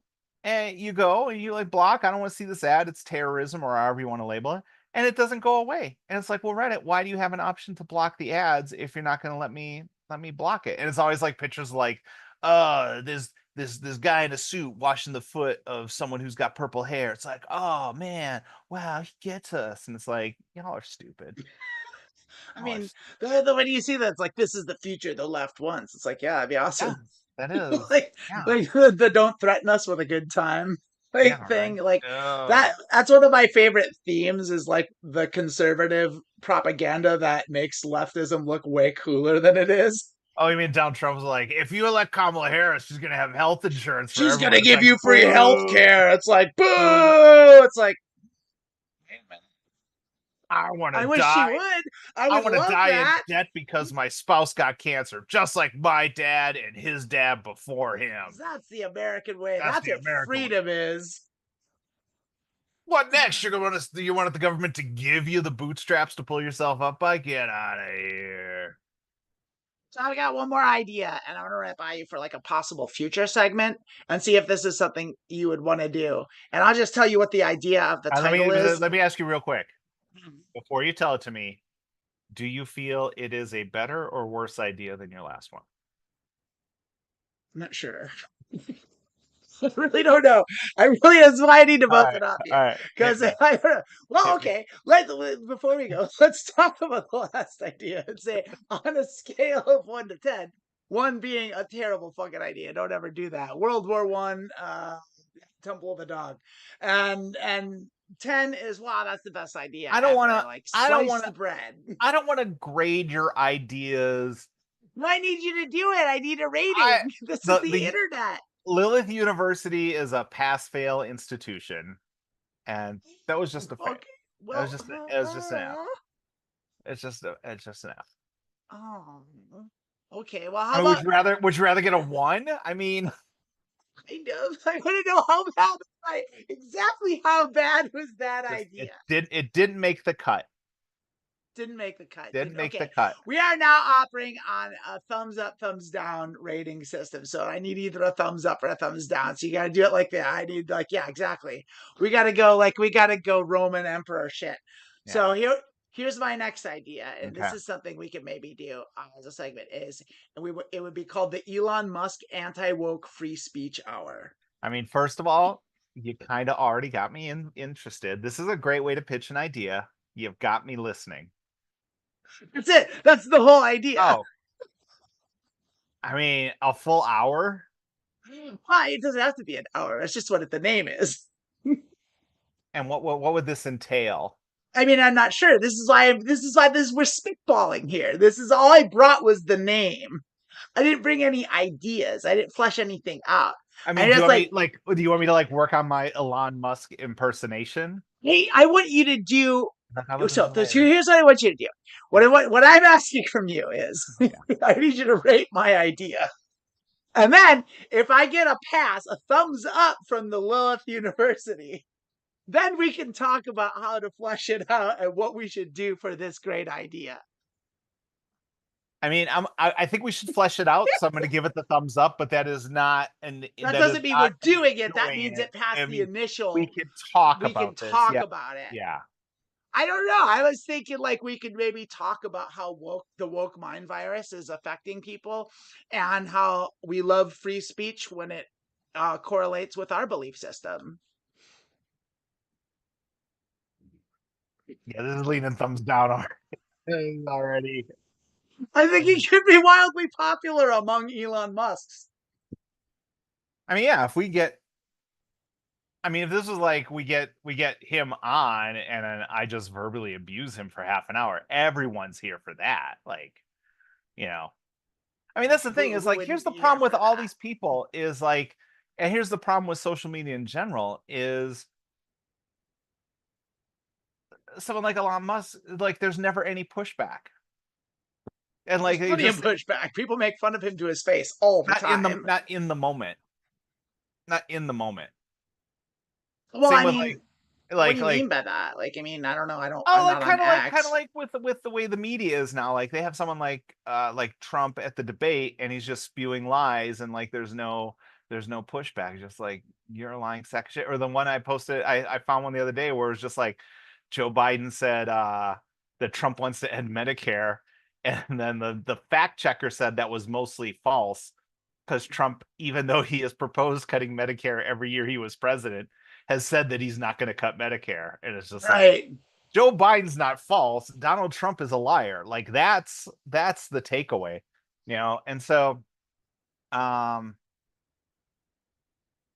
so we're not going with the Elon Musk anti-woke free speech. Elon Musk just bums me out. Like, he sucks. So shit. sad. He gets so shittier. Again, like I said in the previous episode, like, man, I wish you have so much money. I don't even want to begrudge you your money, but just go. Well, I do. I want to begrudge him that much money. He has way too much money and way too much power. A sentence this time. Like, just go enjoy your life. Like, you've got 40,000 kids all over the world. Like, make their lives better and enjoy your existence. Like, why do he hates his kids? Bullshit? He hates himself. It's so clearly he hates himself. Yeah, he does. Because he has all the money. And that's why, like, enjoy the money. And then if you start enjoying your life, you're going to realize, you know what?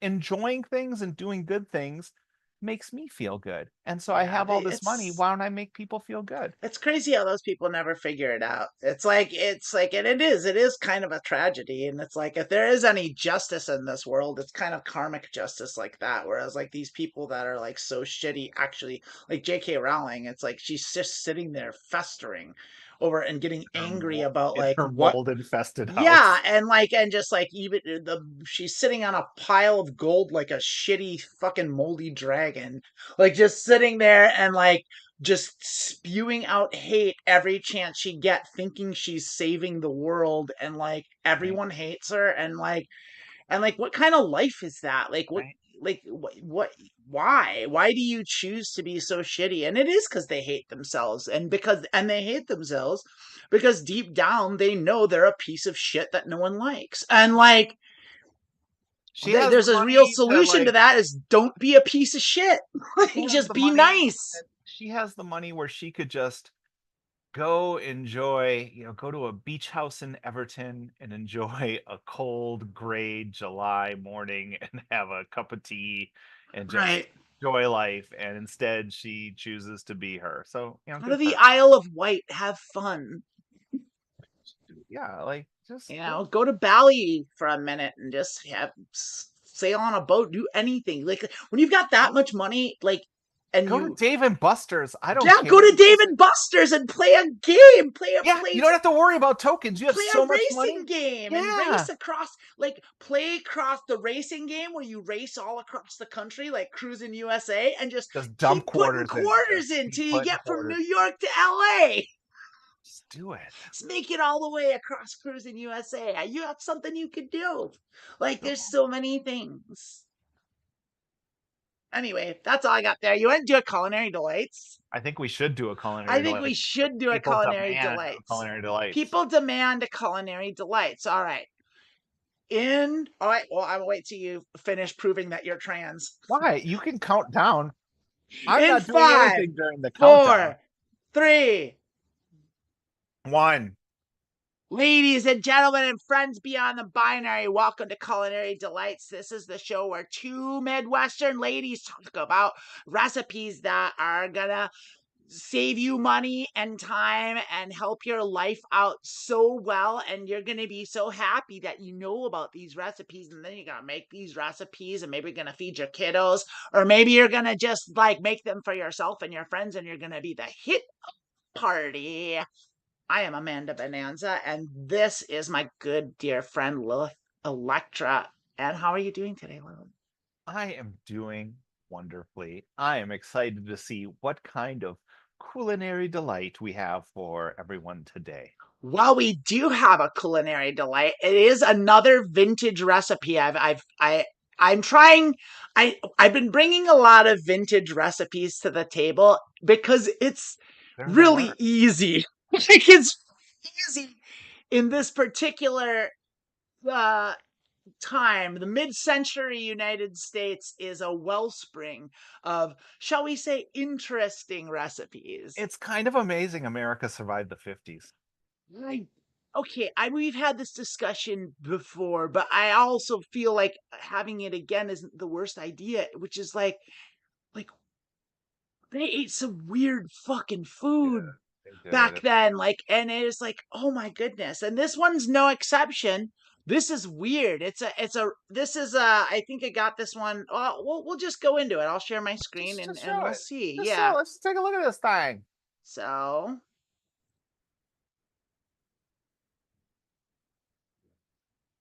you don't need to see that. It's going to be this one. This recipe is called mousse of salmon.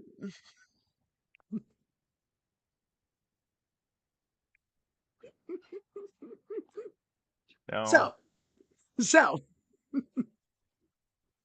without knowing anything about the recipe, what's in it, what it's supposed to be, what it's going to end up being, what do you think so far? I believe that this is going to be disgusting.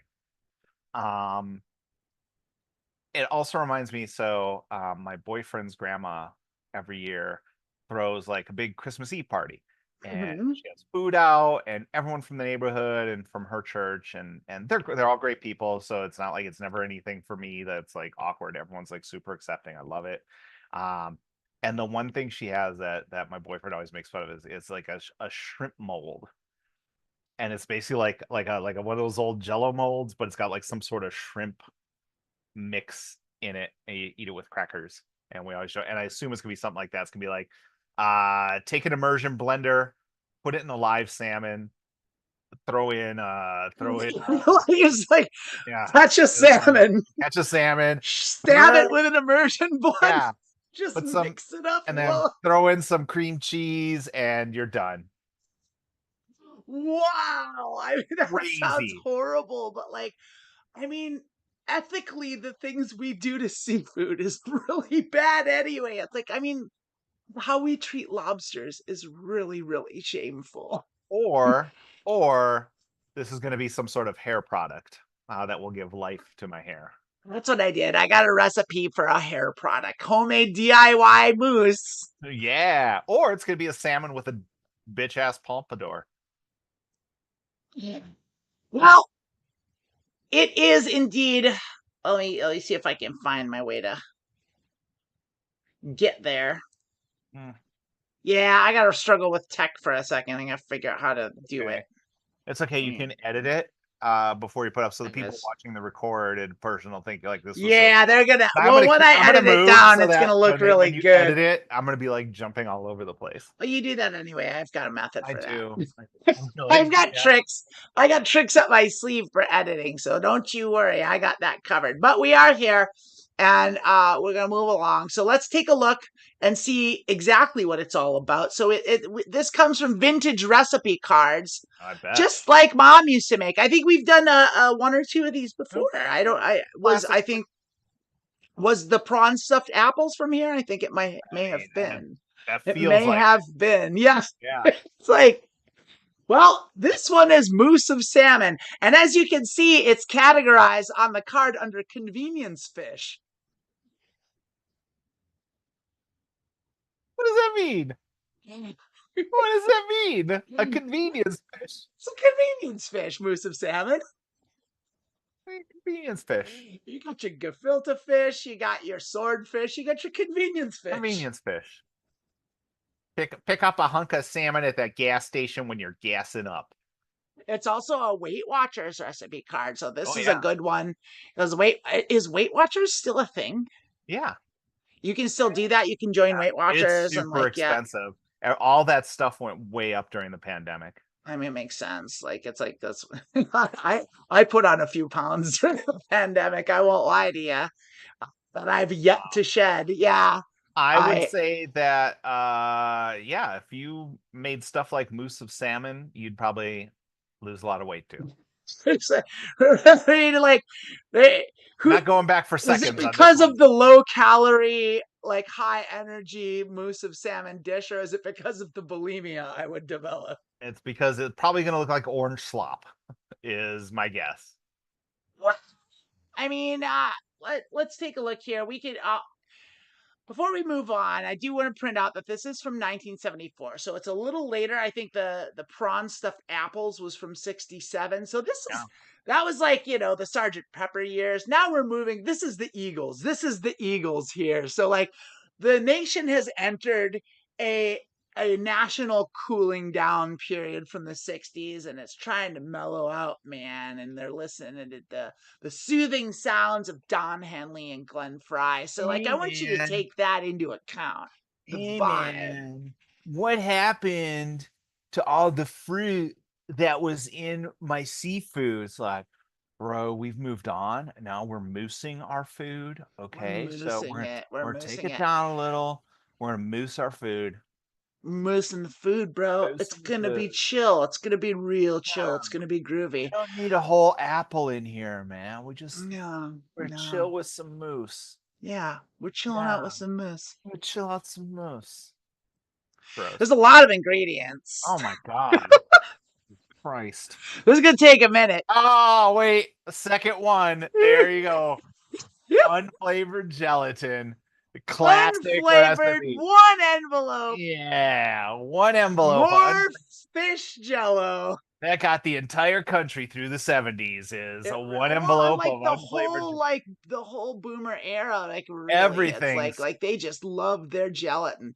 One envelope of unflavored. And I mean, look at the quality of these ingredients too. Remember, this is 1974. I think like buying stuff in cans was relatively new, because here we have a half cup evaporated skimmed milk. Like, I know evaporated milk still exists. Like, I can't think of it. It's not prominent on the shelves. Like, I think there was a while that I actually kept evaporated milk in my pantry, because just in case I ran out of milk and I needed it for a recipe, but like I didn't use it a lot. Lilith, what are you gonna say? It's in your baking section. Yeah, probably on the bottom shelf.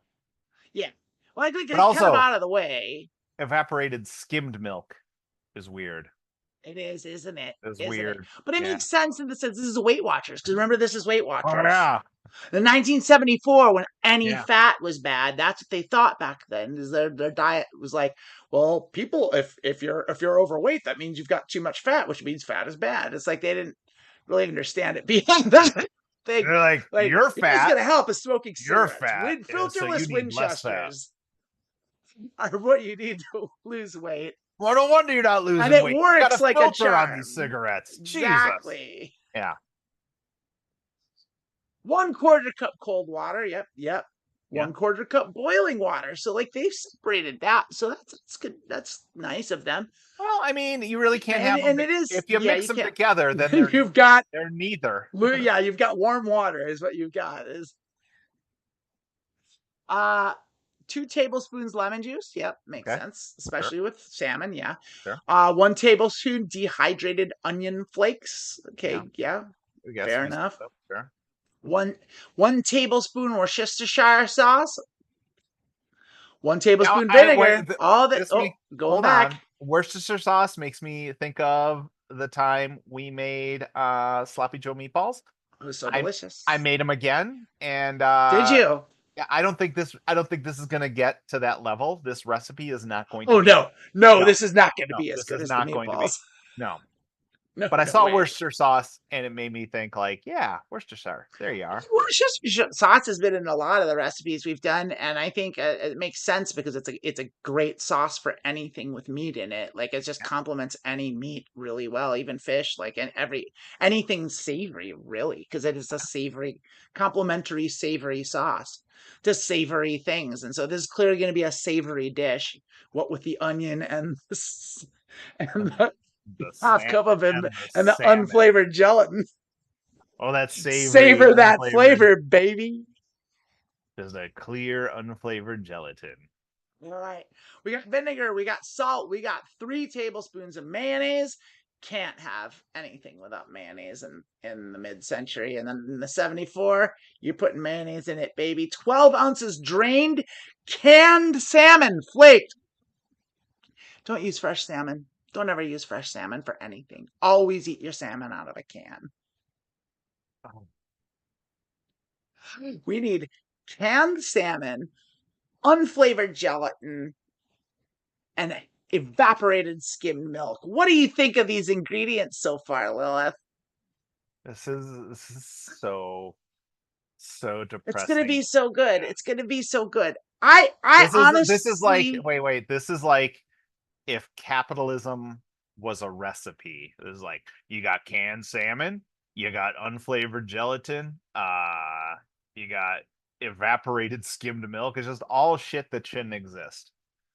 Well, I mean, I've thought about this quite a lot because like this era like just seems to really emphasize like stuff in cans and like stuff processed foods. Like and I think like what may have happened was I really do think that like historically like before World War II like there wasn't much of that. Like everything was like I think it was new.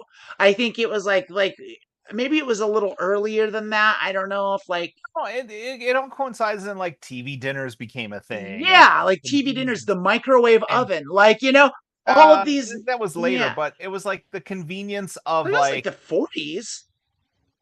I don't think it became like I don't think it became such a common thing that you could buy microwave dinners. It was still like stove stuff. But I think the thing was it was convenience. It's like, oh, now you can just pop open a can of salmon and do this, or you can throw 4 TV dinners in the oven, and your husband who worked in a coal mine all day can have a piece of Salisbury steak with half the cherry pies in the gravy now. Exactly. Whatever. While watching Barney Miller. Yeah, it's like that's exactly right. And like was not on in the 40s. Well, it was like this is 74. Watch Jackie Gleason beat up his wife. Yeah, pretty much. Yeah, and like and but I mean there's that, and like it's also the I lost my train of thought, so that's all right. Yeah. Well, I was thinking about like but it's like that Rolling Stones song, the Mama's Little Helper. It's like Mama's Little Helper was actually canned salmon. It's like she's like she burns a frozen steak and she gets an instant cake, and then like it's like that's all the shelter of the mother's little helper, and it gets her through the night, gets her through her busy plight. Mick Jagger's like, me mom don't make me no frozen steak. That's like, yeah, because she's all pilled out and she's too busy. She's too busy being a modern woman in 1974. And in 1974, she was out buying lots of Lots of I'm gonna polyester say scarves. I'm gonna say by 1974, Mick Jagger probably wasn't relying on his mom for sustenance. Nah, Jagger was full disco. He was full Yeah, disco no, by this is like 74. He early. was at Studio Others 54 Little Helper enjoying was himself. early Stones, so that's like what England's newest hit makers. Yeah. Frozen steak. That's the one it was. Okay. And that's about the extent of the then you've got diced celery, lettuce leaves, all reasonable The things. usual criminal. Pimento. Oh. What is pimento exactly? Can I you don't know. tell me? Because I don't know. I Actually, just know it's what gets stuffed into olives. if you drive from LA to San Jose on 5, you'll drive by like Patty's Pimento Farm. It's like it's a type of pepper. It's a pepper. Yeah. It's Okay, like if you get an olive, the little red thing in the olive is yeah, that's what I know. I know it's in olives. That's and all I know about it. I It's like use it when I make pimento cheese. So I'll shred up some cheddar and I'll put pimento in it. And then I believe I'd have to check my recipe. I think it's sour cream and you mix it up and you have pimento cheese. It's a Southern thing. A lot of you might not know sounds about good, it. though. It's so good. I make fresh biscuits with pimento cheese and country ham, which I still haven't found here in Detroit. No, you're never gonna find country ham in Detroit. You know why? Because Detroit's the big city. Yeah. You're not in the country, you're in the big city. I'm gonna have to get You're in like the country second ham largest shipped city to in the me. Great Lakes area. You're not gonna find no country ham. You're gonna find some city ham. It goes really good. It goes really good with pimento cheese, a salty slice of country ham on a biscuit with a pickle. Oh, That sounds delightful. so I'm pretty good. hungry at this point. I am too. This is what always happens. Let's get back to reading this. This will so get we us can from finish and eat food. No, so we won't be hungry reading this recipe. No, but I wanted to know what pimento was, and while we're talking about that sort of thing, I want to tell you that like I was making a lasagna and I was making a bolognese for it, and I follow a recipe. I've got the joy of cooking, and I stumbled across a recipe for like lemon parsley butter that I was like, ooh, that sounds like a good thing to just have, and I'm gonna make that after this. I'm gonna do that. I'm excited about that. Nice. Okay, lettuce leaves, pimento, parsley, sprigs, and lemons. Yeah, all of like a lot of this makes sense to me. It's like the things that give me pause are the evaporated skim milk, the canned salmon, and unflavored gelatin. Well, I mean, you don't want lemon. You don't want like watermelon flavored Jello in there. Like I don't want any Jello with my salmon. Yeah, I mean, I could see that. I'm not gonna disagree with you. Any gelatin near my salmon. Even Keanu Reeves couldn't play devil's advocate on that one. Right. Let me tell you something, Senator. This is my Jacksonville accent. So I was gonna show you quickly. Hold on. You have to admit how spot on that was. Of Keanu Reeves impression. Bad Jacksonville accent from Devil's Advocate. It's been a while since I've seen Devil's Advocate, but the thing is like I don't like making fun of Keanu Reeves because he's such a good person and I love him. I think by being a good person, he knows when he's done like a cheesy movie. Oh, he very much knows. Like, yeah, it's like I mean, I can do Pacino. We could be like, I'm gonna go Pacino. You're gonna do Pacino, are you? Sorry. Could you just let me do my part of the show? Are you gonna do your part of the show now, huh? Is that what you're gonna do? I don't want to do any more. Go on. I'm sorry. I'm trying to steal your Pacino fire. I mean, like the improvised bits are like my alleyway. You did a lot of impressions earlier, and that was the first one I got to do. So I don't think that's that unfair. We're gonna get unflavored gelatin here. I will not eat your unflavored gelatin, sir. And we're gonna put salmon in it. What are you talking about, sir? Now he's kind of turning into Forrest Gump. I was gonna wonder, it's like both of these are kind of straying from each other and melding into each other. Oh, and you're getting this unholy combination. So here's this thing. This is the thing about me as a performer. If I do a character and I just talk for that character, I could live my life. I could talk for an hour like that character and not break. As soon as I have to stop or switch characters or someone else talks, I will lose it.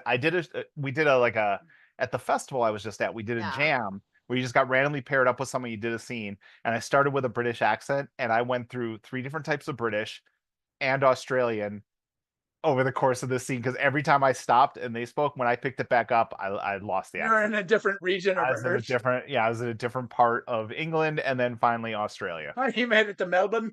I made it to Melbourne. Made it to Australia, Melbourne? I will not eat your unflavored gelatin, sir. Oh, I'm not even going to try. I'm not even going to try. Yeah, bravo. No, no. Terrific.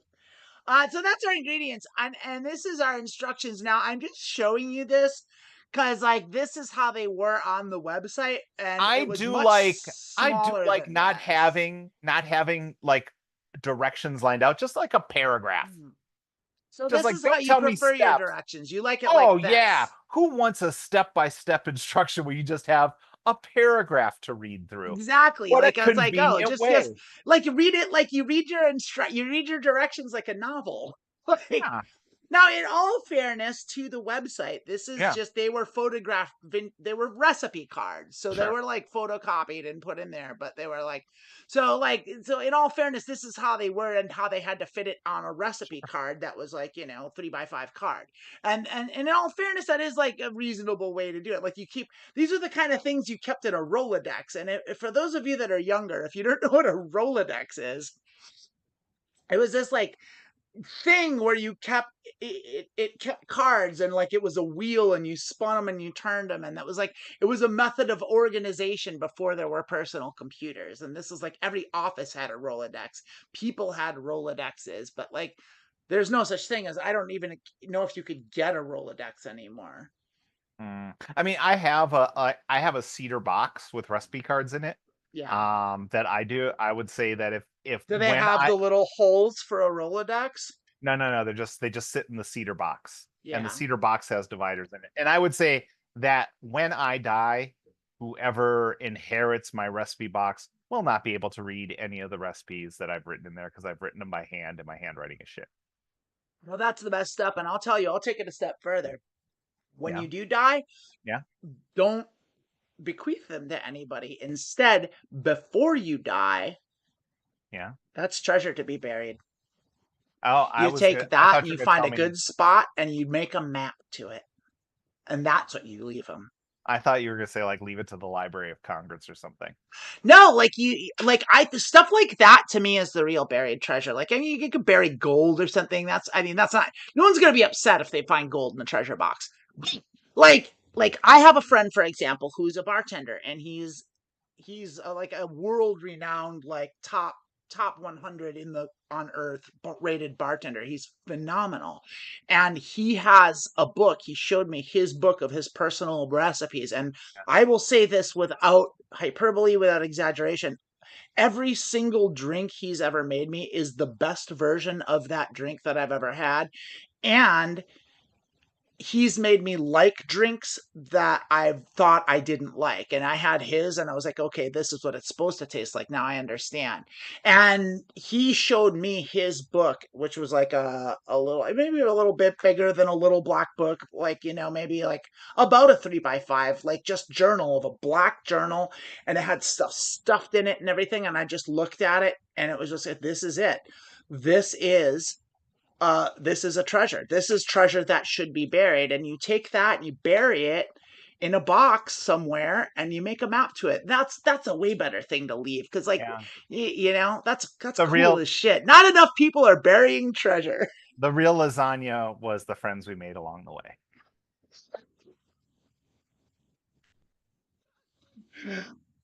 Anyway, anywho, I took the time to make it actually convenient, so I typed this out for us. Okay. And so here's our directions that I divvied up. I don't know if I did it appreciate well. I didn't put too much work in. I just kind of divvied it up in how I thought it would be. So Sure. in the past, we've made fun of the people that divvied up the steps. This is me. I did this. So Lilith, you get to make fun of me if I did it wrong. No, I think this is great. Have you read it all? Because you do read ahead. You read so I haven't fast. read it all. I see pour milk into small mixing bowl. Pour milk into small mixing bowl. Chill in freezer until ice crystals 4 at edges, and it's supposed to be form, but this is Sure. the spelling is intentional. It's I copy pasted 4 at edges. Meanwhile, sprinkle gelatin over cold water to soften. Add boiling water, stir until gelatin dissolves, and that is how you make gelatin. Okay. And so that's step 1. I think would you say that's fair that that's one step? I mean, it'd probably be 2 steps. Do you think it should be 2 steps? It probably should. Is pour milk into the bowl and put it in the freezer, make the jello. Yeah. Okay, that's fair. That's fair. So I'm guilty of this. All the time we've spent making fun of the people that post recipes that add multiple steps into a step, and I did it myself. But So also you took this right from what they said, and the word meanwhile makes it seem like it's 1 step. So that is what it is. Yeah.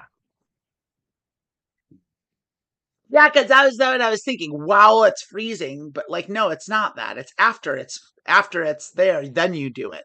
Yeah, you can't do it at the So same yeah, time. you can't do it while it's freezing. That doesn't make any sense. And actually, so meanwhile was the maybe first the step- worst word they could have the chosen. first step is boil a quarter cup. But water doesn't come boiling. It's You true. gotta boil the water. I mean, the first step would be retrieve the water in whichever way you may. Like, The that first means step go is down, really, go down to the river and gather some water. well, the first step is really throw this recipe away and order pizza. That's the Honestly, Jack in the Box is going to destroy this. Add lemon juice, onion flakes, Worcestershire, vinegar, and salt. Mix what? well to the gelatin. Stir until gelatin dissolves. You're making the gelatin, right? That's the first step. Is you made the gelatin. Okay. So this is actually This still is step 3 technically, because you're right.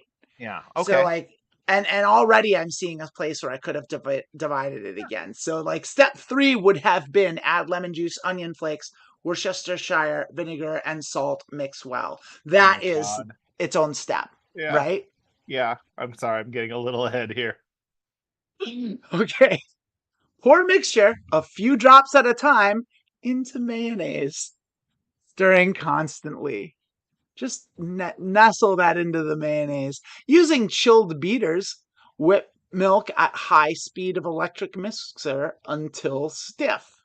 Okay. So now I got a bowl of mayonnaise and jello and a bowl of incredibly whipped milk. Well, what I'm wondering is, like, it doesn't say to add the milk to the gelatin. Right. I've got 2 bowls. I got one with the jello and all the stuff, and then one with the whipped milk. We're talking about evaporated milk. So like, you have to add water to evaporated milk to have it do anything at all, because evaporated milk is just powder. No. You're thinking about dehydrated milk. What's Evaporated. evaporated milk? It comes It's in a different? can and it's really thick. That's condensed milk. That's the like sweetened condensed milk is like what you put in a Thai iced tea. That's like the milk syrup that's really sweet. Evaporated milk is the powder. It's like the little white No. balls. I'm right here. Evaporated milk is a can. Is it? So what's Yeah. the difference then between condensed milk and evaporated milk? All right, I'm not ready for all this. Like, Yeah, but you are, because this is what we do. I mean, usually it's sweetened condensed milk, so it's like it's more like a dessert topping. Where I think it is. It's like, yeah, it's a treat. Yeah. Anyway, I thought it was the powder. So in that case, you have to mix it until it's hard. So I guess it stiffens. It makes sense. So the main difference is evaporated milk is unsweetened, while condensed milk is sweetened with sugar. Okay, that's it. Yeah. That's it then. Okay, that makes sense. Okay, in that case, I was wrong. I was thinking the powdered milk is what it's called, right? That's okay. Yeah. Yeah, that's what I was thinking. That's what I would keep around, like in my pantry. When I lived up north, I haven't done it in a while, but like just to have, just because I rarely keep milk in the house. I don't use milk for anything, and so like every now and then I'll have a recipe that needs milk. And I was like, oh, if I'm out of milk and I don't want to go to the store, it's like I can just make some powdered milk and it'll work. You don't have to explain yourself to us. You're not on trial here. I guess you're right. I guess we could just You're not do the just show at like, all. I could no, just you're turn the no, computer but off. you're like trying to Just convince us go that we out should. to the street Wait, and die. No, like you don't have to justify your ownership of powdered milk to us. Like you seem like I you're don't just own any powdered milk. I'm telling you of the thing that I used to do right. that was But I thought was a good hack.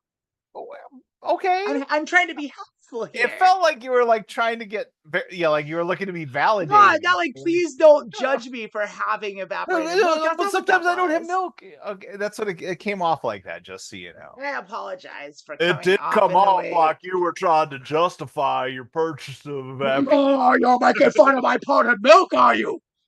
This is can't abide. I can't believe it. That sounds more like a Muppet than Al Pacino. It's Muppet. It's Al. Yeah, it's Al Pacino. Al Pacino. All right.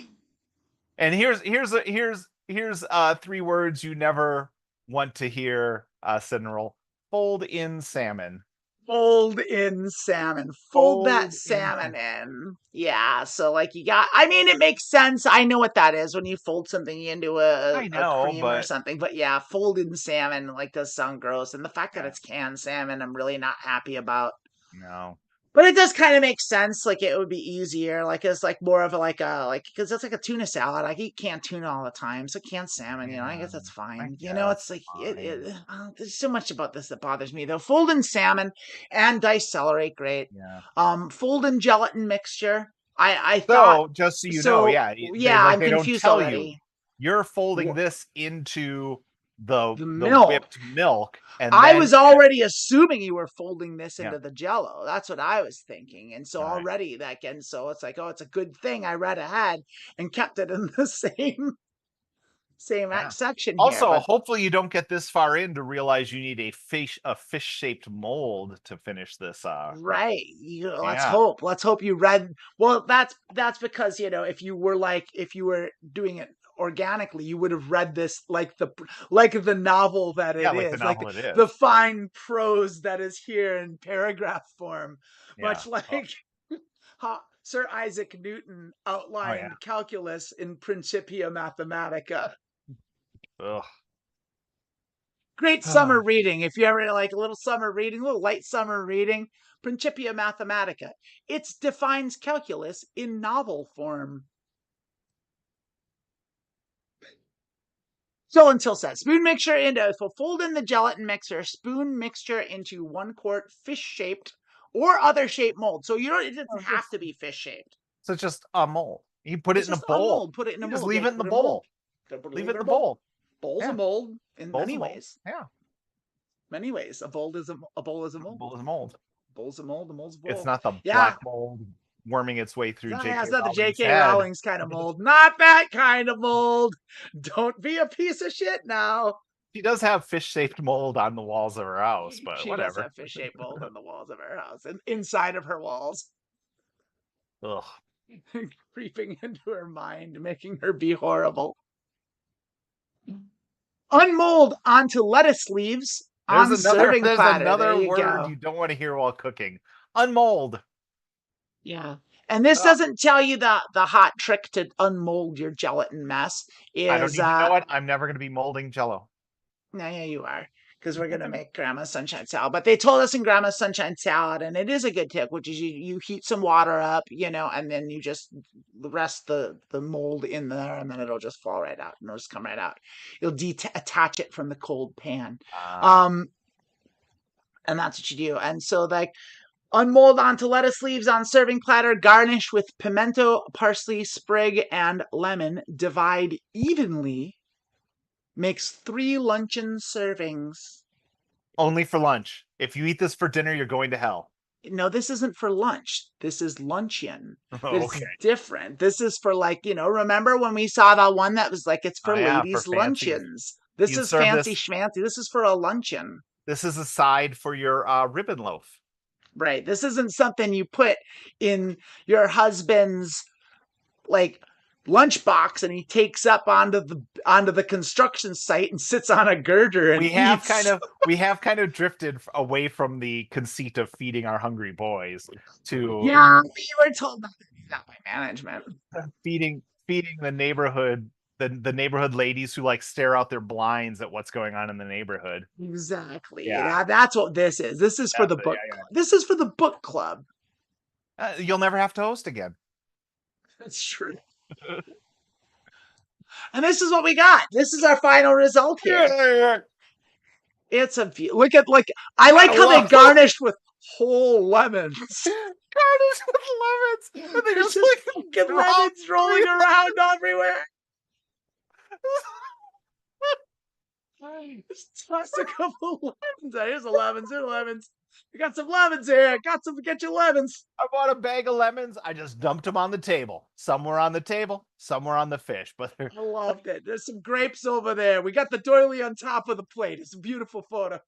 Look, here's what we're gonna do. We're gonna take the doily and we're gonna put it on top of the plate. And the lemons are yellow, so the plate's yellow. That's not a doily. That's like a fishing net. It is like a fishing net. And what's in the other net? Yeah, she caught some arugula. What's going on there?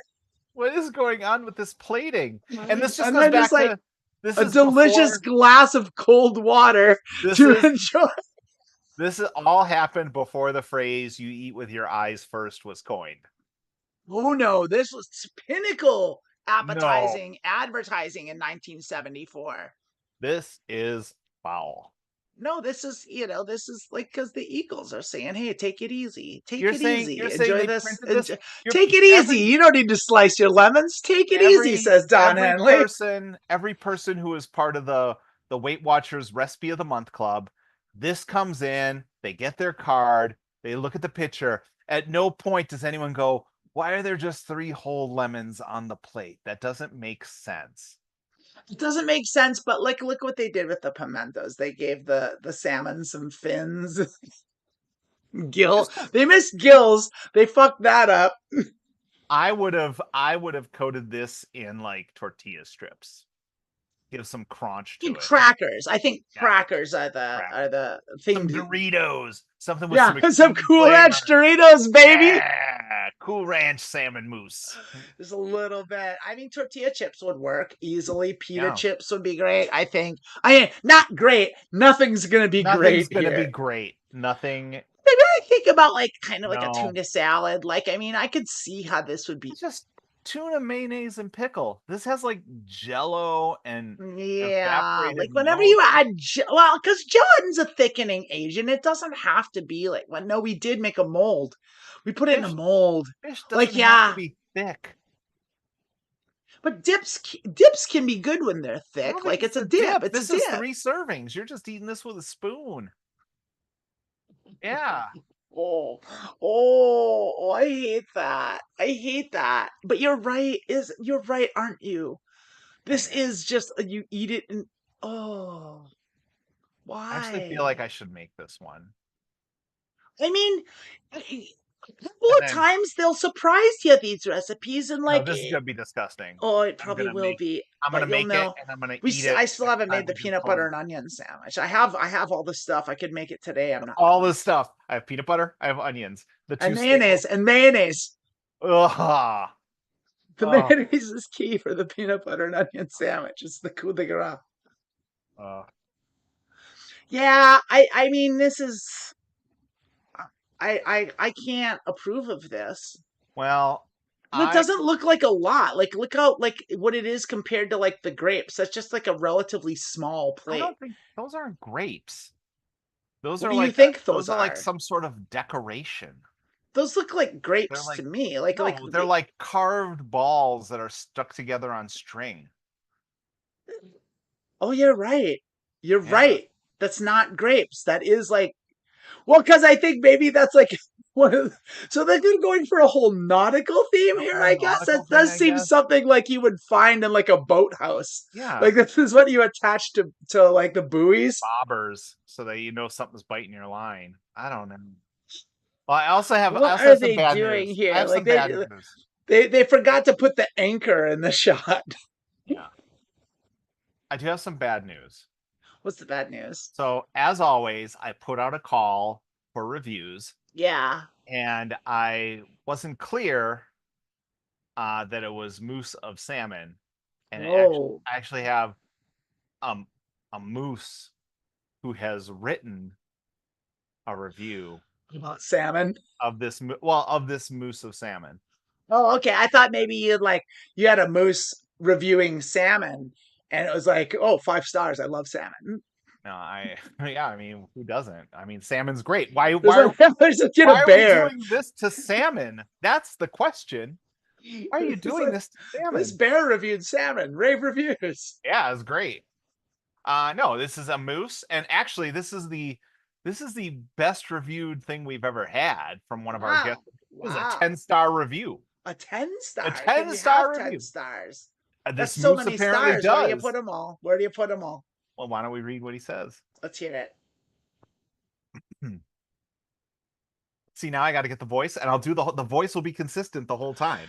But if you Can I ask you a favor? If you stop me midway through, the voice will change when I pick it back up. I'm not going to stop you mid, but I have a request, and that is you do not do Bullwinkle. Oh, I'm not that good. It's gonna be.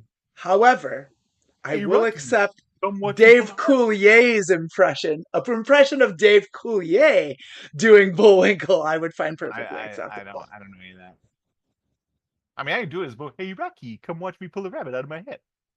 As a moose, I've tasted my fair share of forest delights, but nothing could prepare me for the sheer decadence of this salmon mousse.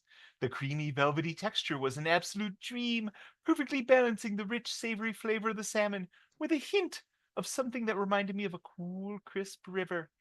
Each bite was like a gourmet journey through nature's finest offerings, leaving my taste buds in awe. This mousse is so good, it might just convince me to trade in my aquatic plants for a permanent spot at the table. A true masterpiece. 10 hooves up. This is one educated and eloquent moose. Very eloquent moose. Very eloquent. That was very prosaic and poetic. A creature that I have found in my experience to not be like the smartest of the woodland creatures. Yeah. I mean, have you ever encountered a moose before? Oh God, no. I have in Canada. They're insane. They're terrifying because they're huge. They're not friendlier? They can be pretty mean. They can be pretty mean. Yeah, like they're fickle is what they are. They're territorial. So if you get too close to them, they'll fuck you up. Like a moose will wreck your shit and like kill you real hard, real good. Like you want to be real careful around moose. That's why it's no joke when a moose gets loose in City Hall in Alaska. It's no small thing. Noted. Because beware. If you're in Anchorage, I will be aware. I will be aware of any moose in my territory. I love it. I love There's a moose loose in the courthouse. No, there's a moose in this courthouse. In the mayor's office, there's a moose. Gotta get it. I will not get this moose, sir. This has been Culinary Delights. We thank you. All right. One last thing. Yeah, we gotta send this out. Wrap up the whole ding dong show here because we're ending the live stream too. So all I gotta say to this is cut it out. I think that's Dave Coulier, but I wouldn't be that sure. That's as a dedication to your Dave Coulier doing Bullwinkle impression. Yeah. Oh, the show's over. I'm cutting it right there. Yeah, no, you definitely should. Now it's the live stream. You should cut it before the Dave Coulier thing. I don't think so. I don't think to give him money every time this gets downloaded. I would love to have that conversation with Dave Coulier, actually. Because as far as I'm concerned, Dave Coulier owes me money. Really? Yeah. For for damages. Okay. I don't like how you had treated Alanis Morissette, quite frankly. Fair enough. Well, Emily's here. Hello, Emily. But she got so much out of it, though. That's true. She got an entire career I mean, I Mhm. think she would have been okay without that one song, but that song definitely launched her. I'm trying to unshare this screen here. Let's. What to I'm say, having a what to bad say, go what of to it. say, There we it's a are. day, There we what to are. go, what to say, open wide. Till I died, I'm still alive. Is that the song? And But every I'm time you write here. your nails across someone else's back, I hope you feel it. Can you I feel love that feel it? song. it. It's a great song, and Alanis Morissette's the shit. Don't make fun of Alanis. What a Not here. great Not to song. me. That's all we Is it a do here. What do you is it mean? a That's what the whole point of the We show don't is. make fun of Alanis Morissette. We make No, fun we of don't make fun of Dave Coulier. we That's don't the make fun of fair. Fiona Apple. We can make fun of Alanis Morissette. But did we make fun? We were talking about Tori Amos, I think, and we didn't make fun of her.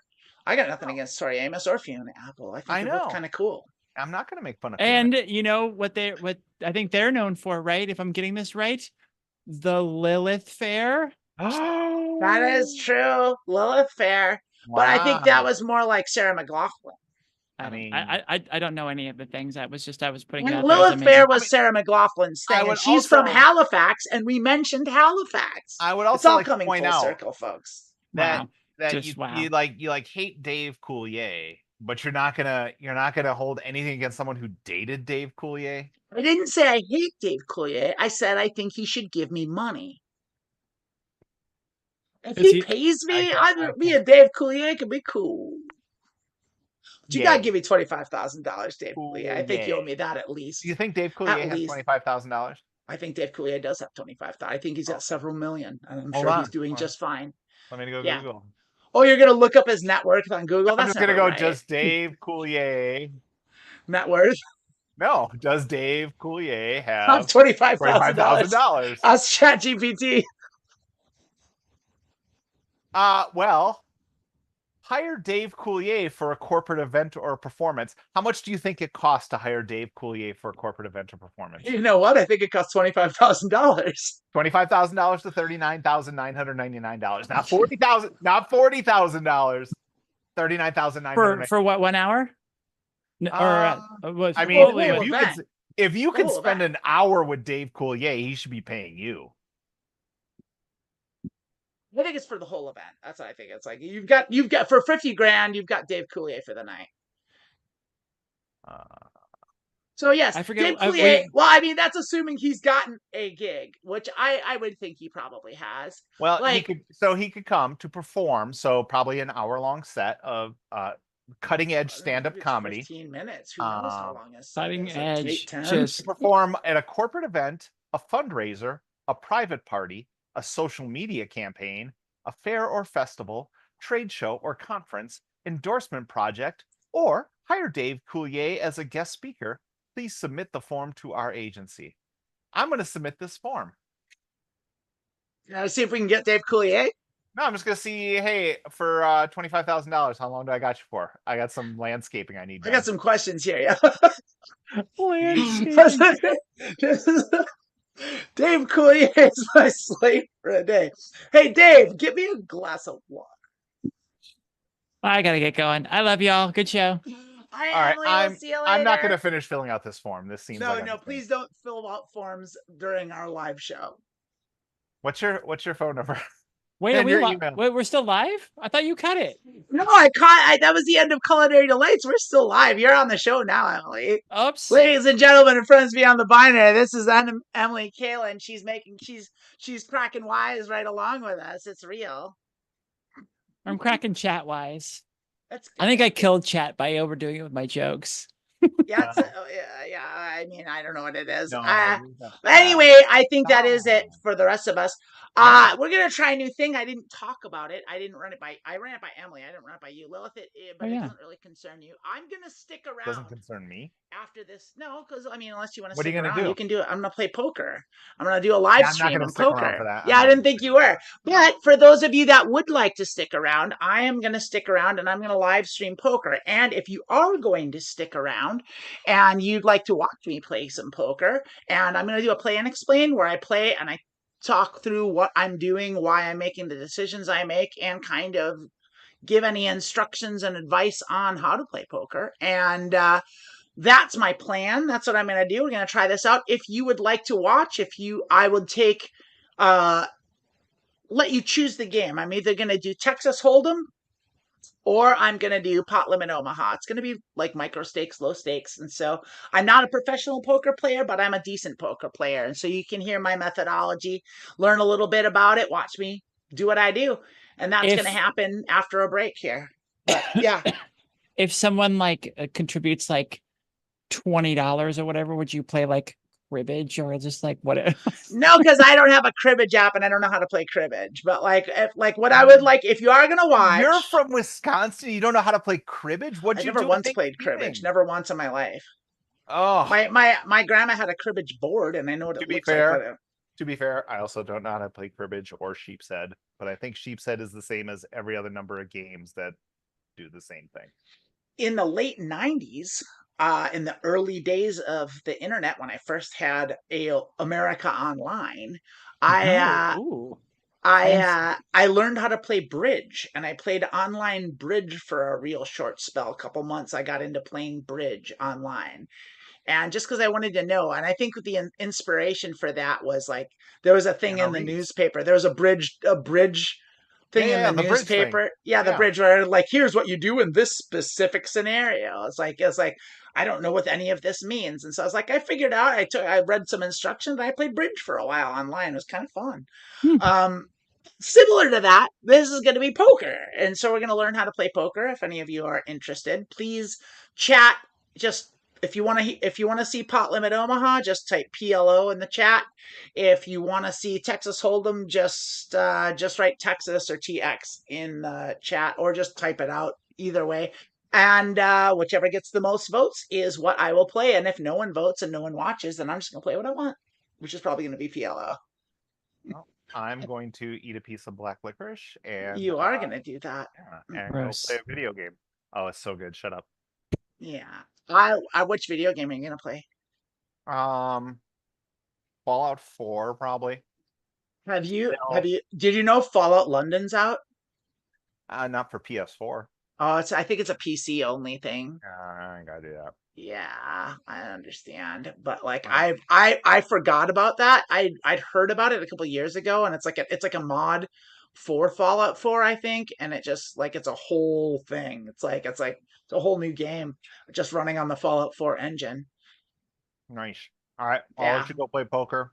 I You all are amazing. Thank you for stopping by. I'm gonna take a little break. I'll be back in like 5 minutes or so. Probably get a little snack and just satiate my belly. And yeah, while I'm gone, type PLO or Texas in the chat. And when we come back, we'll fire up some poker and I'll play some poker for you. All right. See you All right, bye. soon. Oh yeah. Love you. Bye. Au revoir.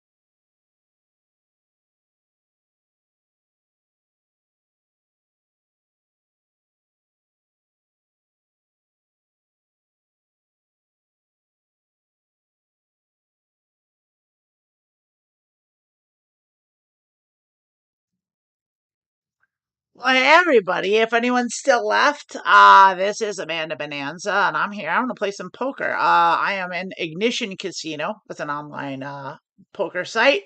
They take Bitcoin. That's how you do it these days. And since no one seemed to have voted in the chat, I'm gonna play Pot Limit Omaha, otherwise known as PLO, and I will be explaining as we do. And we're doing as low as the stakes go. It's called micro stakes. We're doing 2 cent, 5 cent, which, like, that's not a lot of money, but like, it's not the point. The point is to play and learn and get better, and that's where I'm at. As you can see, my playable balance is about 99.37, and I think I bought in for like $50. So I'm up a little bit. I'm not up a whole lot. And I'm trying to get to the point where like I can actually hopefully someday do this for a living. And if any of you are watching and you want to say stuff, I've got the chats up. I'll be watching it. I'll listen to what you have to say if you got any advice. I'll also be just kind of telling you what I'm doing and going through my thought process with you. So let's go ahead and fire up a table, see what we got. There we go.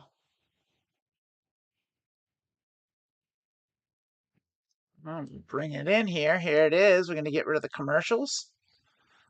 There it is. We're in this seat, and we're not in the hand yet because we have the option to do what is known as let's bring this here. I should work on resizing the windows. I'll do a better job of that in the future. For now, this will just get us going.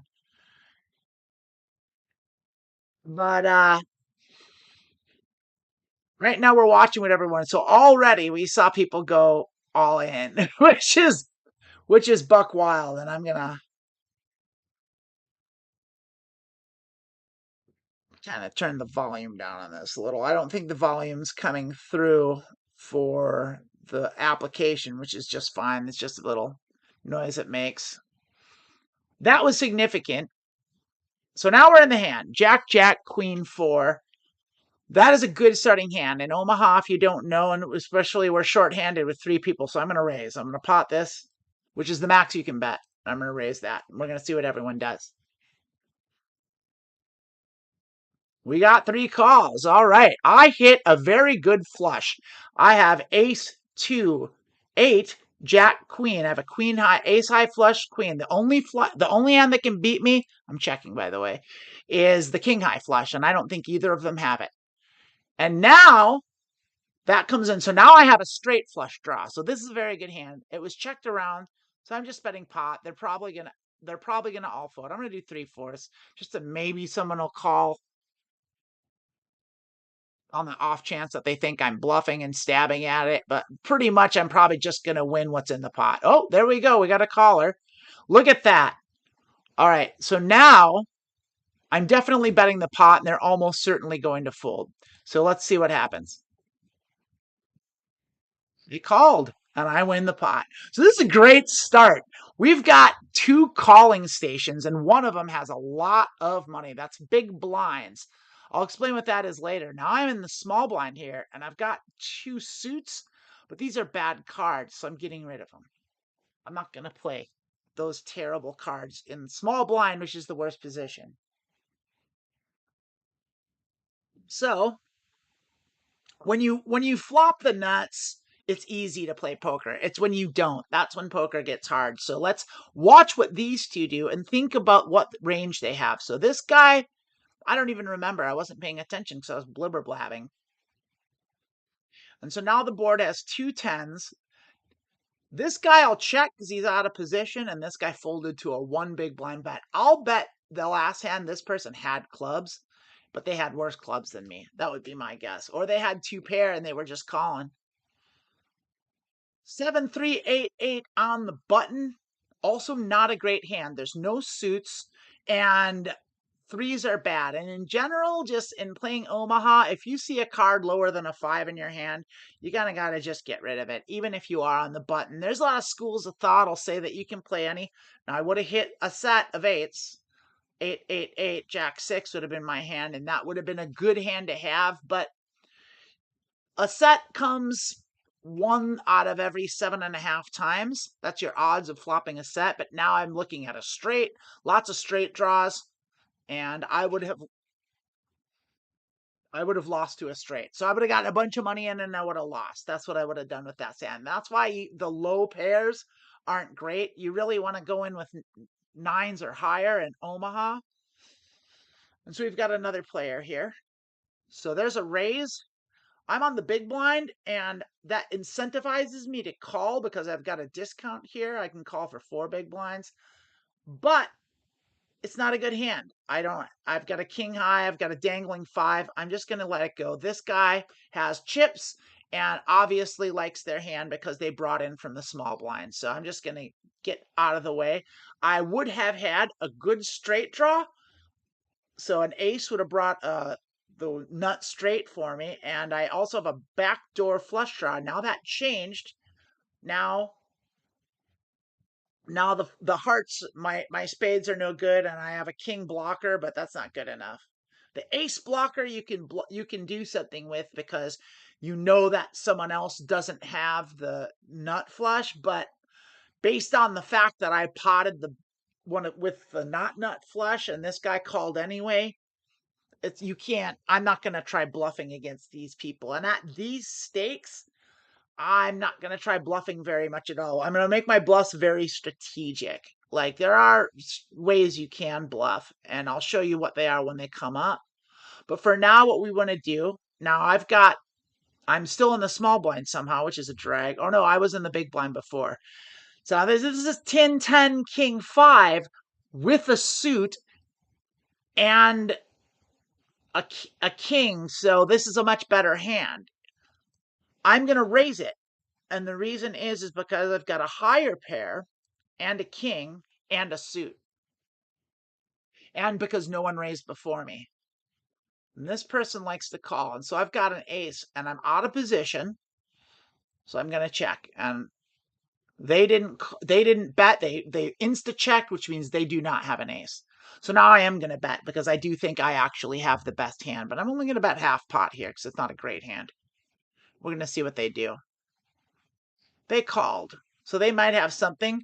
They're likely on a draw with hearts, so I'm going to pot it and see what happens. And they're just going to give it to me. And that's how Pot Limit Omaha works. If they'd have had an ace, they would have bet it because they're in position. Because when you have a hand, you want to make the pot bigger so you win more chips. So generally, that's how you can hand read. I have a bad hand here. I'm going to fold it. And then we see they raised here. And now we got 4-handed, which is short. With 6 max at this table. So that's terrible cards, by the way. Like I said, anything below 5, just basically get rid of it. Rule of thumb for Pot Limit Omaha, if you have a card in your hand that's below a 5, and it's not what's called a rundown, which is like 2, 3, 4, 5, 3, 4, 5, 6, ace 2, 3, 4. Those are called rundowns.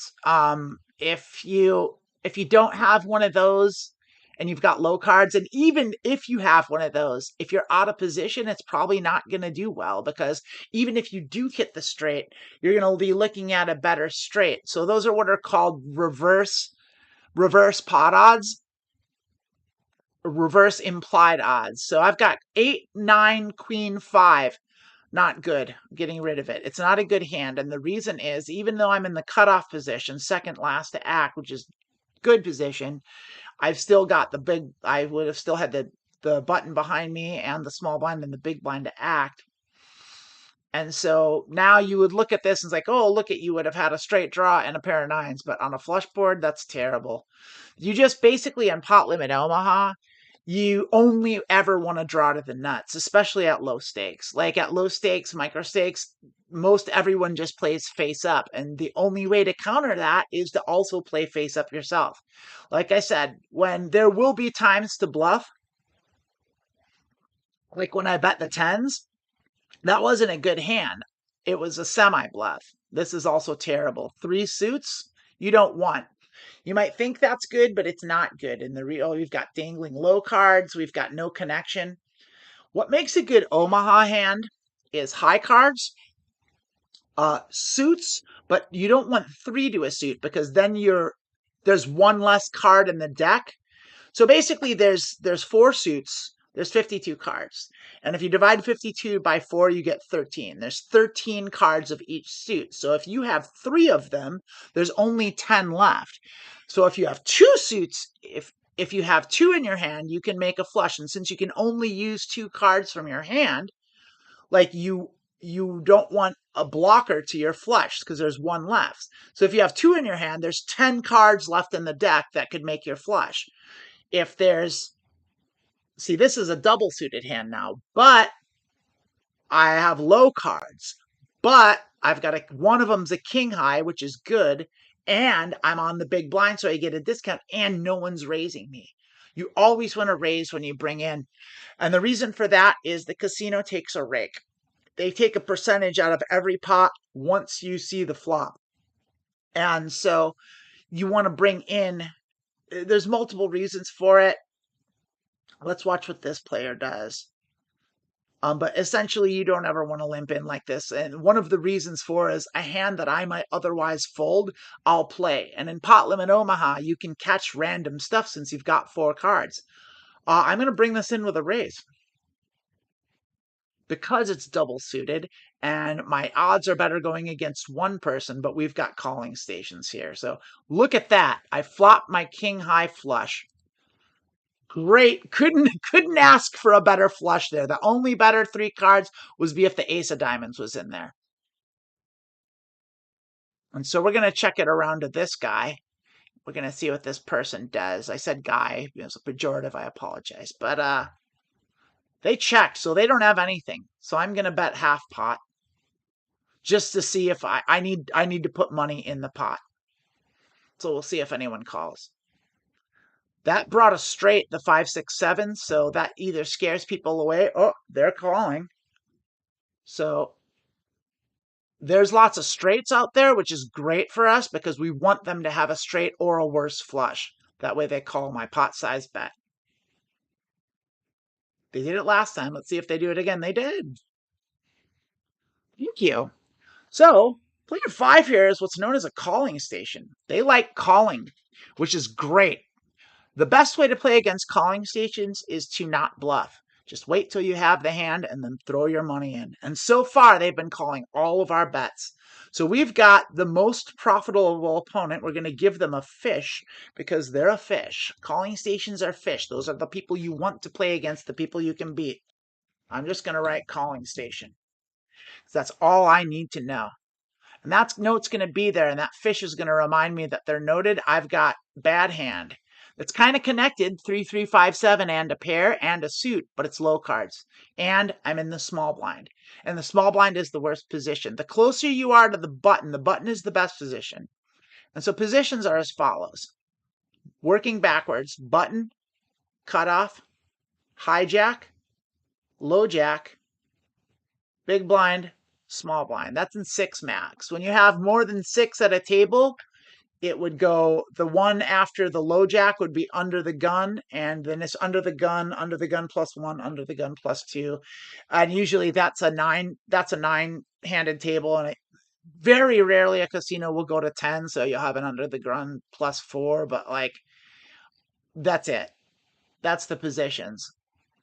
And when you have less than the maximum amount of players, you take away the lowest position. So if we were 5-handed here, there wasn't the low jack, we would be button, cutoff, hijack, big blind, small blind is what it would be. Now you look at my hand here, and I would have had just a pair of 7s, and it tells you down here what you've got, by the way. But it doesn't tell you what your draws are, which are super important. And Omaha can be pretty confusing if you're unfamiliar with it.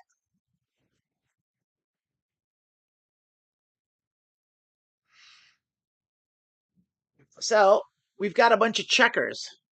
People called the pot and then they checked. Check. So what that tells me is this table is extremely passive. That means when people don't bet, they only bet when they have made hands. And that's great for us. They're not betting their draws, and they're not bluffing. So that's makes the game even easier. At this point, you can basically just say if they limp in like that, that means they don't have a very good hand. They're playing face up. This is the easiest poker gets. And so we just have to be patient and wait for good hands, play good hands. And when we have it, throw money into the pot. And that's it. So bluffing, we're not going to eliminate it. I'm on the button. I've got ace, jack, 4, 8. It's not great. I'm going to get rid of it. There's ways to play a dry ace, but not with calling stations. Just wait for better hands. So, how does Omaha work? Well, you get dealt 4 cards. If you're familiar with how Texas Hold'em works, you get 2 cards, and it's similar to Texas Hold'em, but it's a little different. So, Texas Hold'em, you get 2 cards, and you'll ultimately get the five community cards that come up that everyone plays off of, and you make your best 5-card hand with all 7 cards. Sometimes that's 1 card from your hand. Sometimes that's both cards from your hand. Sometimes that's the 5 cards on the board are the best hand. You shouldn't be in the hand if it's the case, but it happens. In Omaha, it's a little different. You get 4 cards, but you only can play 2 of them, and you must play 2 of them. So this is where people get tricked up, but I'll explain it. So like I have ace, jack, 4, 8. So my best hand is ace, 4, queen, 9, 6. That's my hand. That's the best hand I can make. Pair of 4s with an ace, queen, 9 is now my best hand. And that's because I could only use 3 of the cards. Only ever can use 3 of the cards on the board, and you have to use 2 from your hand, and you can only use 2 from your hand. Now that trips people up that don't really understand Omaha, which are generally people in these stakes, which are people that they generally know how to play Texas Hold'em, and then they come over to Omaha thinking it's the same, and they get confused by stuff like they think 3 diamonds in their hand is good because that's more diamonds, but actually makes your hand worse because there's less of a chance that you're going to hit your flush. If you've got a diamond, what's called a blocker, it blocks your flush chances. So we're going to fold that. And then the other thing is if you get 3 of a kind or even 4 of a kind, well, those are the worst hands to have because then you block your sets and your quads. So if you flop jack, jack, jack, jack, you throw that hand away. That is one of the worst hands you could possibly have because the best possible hand you could make is a pair of jacks.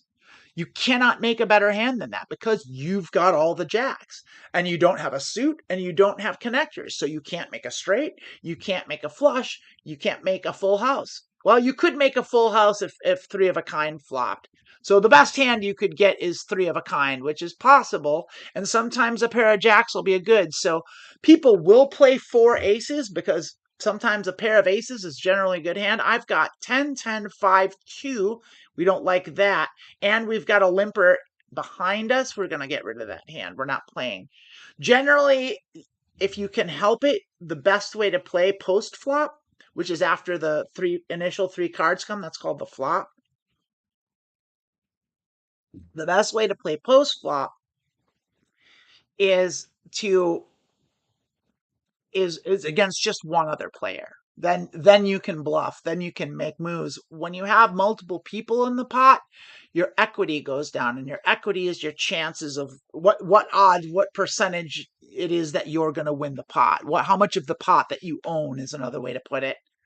I don't like that. It's like what your chances are to win the pot is really what it is, because that's what poker is. It's about winning pots. That's the game. Any way you win the pot is how you do it. If that means shoving all your money in and making them all fold out, you win the pot. Good. It's always good to win a pot, even if it's a small pot. A bunch of small pots is great because big pots you can lose and then you lose money. And that's like, you want to be in big pots too, for sure, especially if you've got a good hand, but they can get pretty scary. And essentially a good rule of thumb for low stakes like this, which is if your opponents who aren't bluffing want to get money in the pot, well, then that means they've got a good hand because they're not bluffing. You get into the higher stakes with better players and they'll bluff because there are situations where you're supposed to bluff. Like right here, for example, this is the hand I'm going to play because I've got an ace and a king and an ace suited ace. The 2 and the 7 are bad. so I'm not going to raise it. I'm just going to call it because I'm on the big blind. So here we go. We have nothing. We have what's called a backdoor flush draw, and that's all we have. High card ace. Plus we're in early position, so we're checking. We're always checking early position every time. Check 100% of the time. And the reason for that is if they bet like that and you have a hand, then you can raise. And then you check raise, and then they've already got money in the pot. It makes the pot bigger, and then they're committed, so they want to put money in again. But this hand isn't good enough to call. I don't have any draws. I've got a 2, a 7. I can't make any straights. An ace 4. Ace 2, 4 is a bad straight. Ace 2, 4 would be a good flush, but, well, you know what I am going to call it? I've talked myself into it. See, now I have spades. So now my spade draw came. So I'm going to check this, and I'm going to raise it if it's bet. Because there's no straight on the board, and the best anyone can have is trips. And so I'm going to raise this here, and I think I'm going to raise it pot. I'm going to raise it very big. That's going to be all their money. Nah, I don't want to do that. I want to call it because then I can put them all in if I hit it, and I do. So I'm just going to put them all in and see what they do. Now, the board did pair, so they could have technically a full house. And if they do, then, so if they raise, we got to fold, which sucks because then they have the full house. But now a good player would just raise a flush. But these aren't good players. They just call, which means they have a worse flush or a worse hand, 2 pair. Who knows what they're calling with? They're not good. But if you look, we started out with 100 big blinds. We now have 244.8 big blinds. So we just more than doubled our money. We have 100%. We have 150% profit. We've been playing for 15, 20 minutes. So we're doing all right. We're doing well. We just have to be careful. I mean, I haven't lost a hand yet, really, and that's good. It's gonna happen though. You do lose hands. You don't just roll hot forever. I mean, you do go on streaks though. I'm not gonna play this hand. There's an early position raise, and it's all in, and that doesn't mean anything. But I have a bad hand, so I'm not gonna bother. I'll let everyone. This person's gonna call. Oh, they raised. Smart. That's the smart thing to do when that happens. When someone goes all in and someone calls, raising is smart. So this player either has good cards and they're acting like they do. It's a good chance they have aces or queens. There's a bad chance they have queens because I have their queen blocker. And I would have had a good hand here because I have 10 jack queen, 9 10 jack queen king. I have a straight draw that would be an 8. I have hearts. So this would be a very good hand for me. And look, they do have aces. And the aces wins. With 3 of a kind, they had 7s. They had a 7 actually, which is what won them the pot. But my hand, we'll take a look at that. This is going to be a fold, and let's go ahead and look. We can see our hand history here, and what ended up happening. So we had, this is us, 10 2 9 queen. Our hearts didn't come. We would have had queens and 7s. Did we make a straight? We did not. So 7 9 10, yeah, we would have a terrible hand. We would have lost a bunch of money. That's why you don't play those cards, because like even you think, oh, when you've got 4 cards, every hand looks good, but they're not. You have to fold a lot in poker. To be a good poker player, you have to fold pre-flop a whole lot. If a common mistake that a lot of players make is, so this is ace 2 5 7. This is well connected, but they're low cards. The 7's dangling. We're getting out of here. It's a bad hand. Oh, one of the common mistakes that a lot of people that play poker that haven't studied make is especially in Omaha, is they see 4 cards and they're thinking in terms of Texas Hold'em hands. Like it's like, oh, suited connectors. I've got 2 suited connectors, because they're thinking in 2 cards and 2 cards, and like, oh, like I've got suited connectors. Oh, I've got a pair. Oh, I've got whatever it is. Like I've got 2 high cards. That's good. It's not. I've got a pair of jacks. That's great. A pair of jacks isn't good in Omaha. A pair of jacks is good if you've got connecting cards. In Omaha, which makes a good hand, is high cards. Connectivity is the most important, and suits. And suits to the ace are best, but suits to high card, like suits to a 7 or a 6 or middle cards or even a 10 is generally dangerous. Those are cards that have reverse implied odds, which means you want to put a lot of money in the pot and then you get beat by better hands. And so, I mean, if you've got a suited 10, so right now I've got ace 2 2 7 two suits. That's good because it's a pair and aces and twos can make a straight and it's two suits. So I am going to bring this in. Suited ace is good. And it's double suited. This is not a great hand, and probably according to like Omaha charts and Game Theory Optimal, I should have folded that hand from early position, but I'm confident that these players aren't good and that I can beat them in post. For example, I now have the nut flush draw, and I am going to bet. Well, I'm just going to put them all in. Actually, you know what? No, because they're going to go all in no matter what, because they have something here. They've got a pair of something in their hand, or that was a snap thing. So I'm just going to call them and see what develops, because we might not hit our flush, but they're going to go all in next turn. I still only have a pair of twos. They're going all in. Now at this point, I have to make this call, because if I hit my flush, I'm good. I win. And they have something, but I could also hit an ace. I don't think they have more than a pair. But we'll see. They might have two. They have... Yep, they win. And that's okay. That's okay.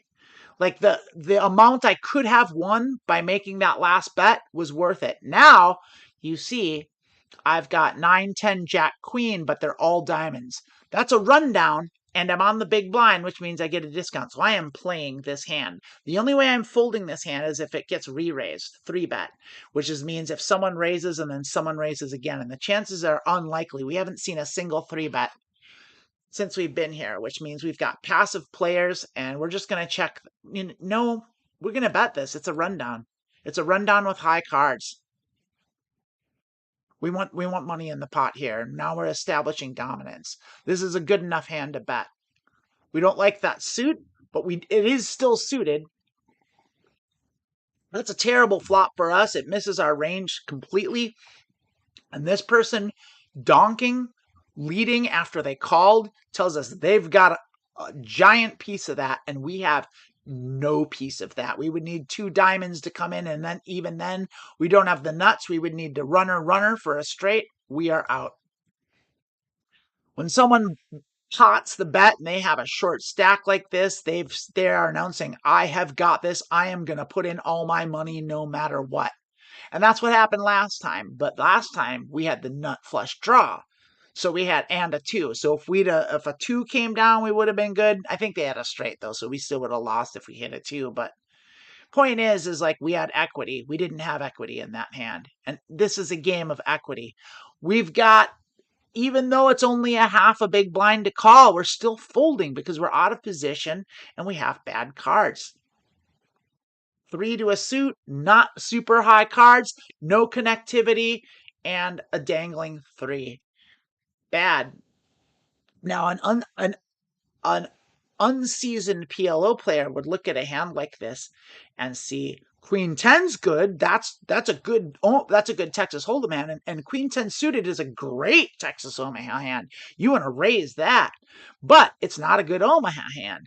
5-3 is connected, so that could make a wheel, right? So I want to play this, and 3 hearts, I can make a flush. That's what people think. Now, this is an ace-king suited, and while that looks great, it's not. It's only one suit, and you generally want to not have the king if you have the ace, because you want other people to have kings. But that's okay. I'm still calling because I'm on the button. I would fold that in any other position.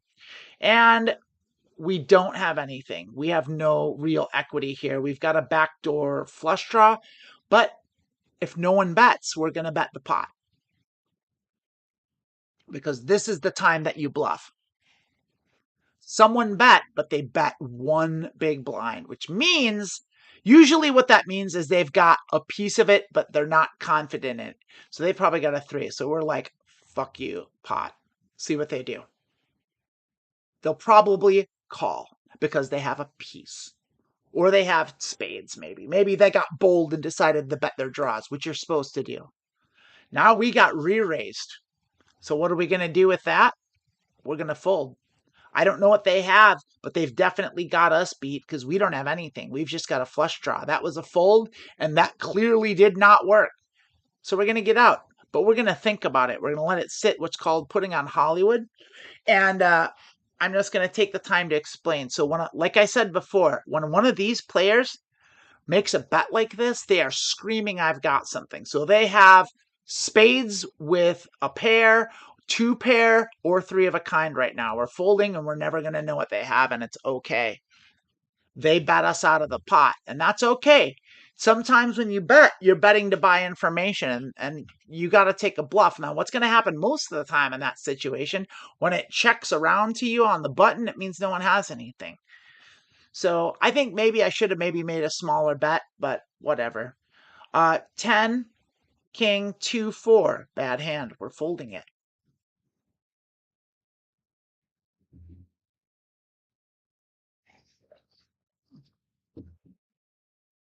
So they limped.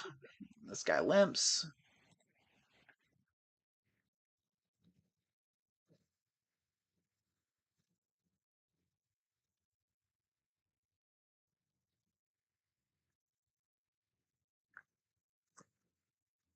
So what I mean by a damp board is when cards are connected, this is a damp board. There's connectivity, but it's not super great connectivity. So the queen doesn't really do anything with this, but no one can possibly have a straight now, but they could have a lot of cards that could yield a straight. They have, like, the chances of them having rundowns in this zone.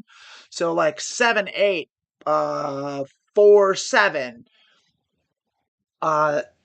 3, 5, 3, 4, like those are all hands that could be playable. And now 7, 8 came in and people play those cards. So now this went to being a really wet. This is a very wet board now, meaning that like large, big hands could win.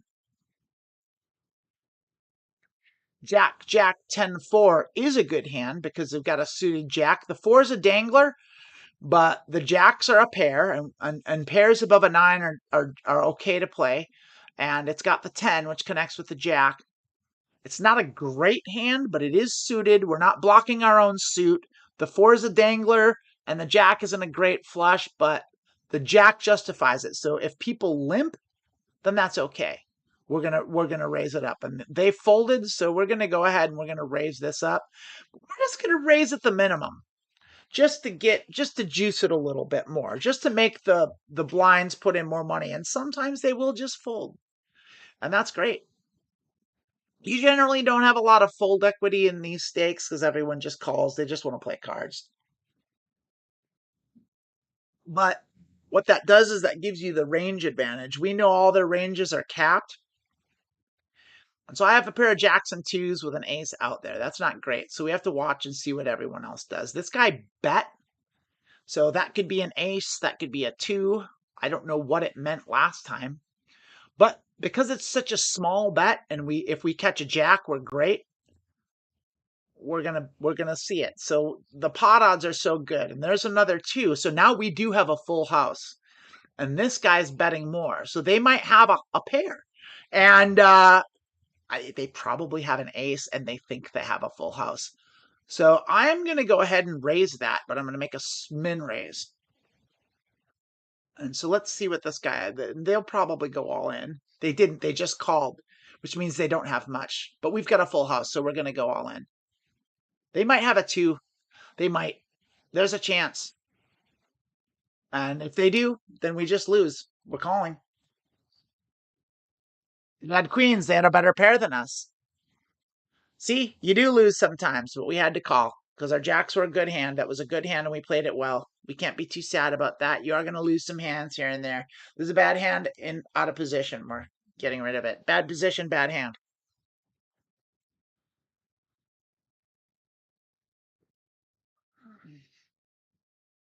No one in the chat. I wonder if there's anyone in the stream. Ah! If you're in there, if you're here, if you're watching, say hi. Love to see you. Love to hear from you. If not, I understand. I'll just do this for myself. I'd be doing this anyway, but this at least helps me talk through it so I can make a little slightly better decisions.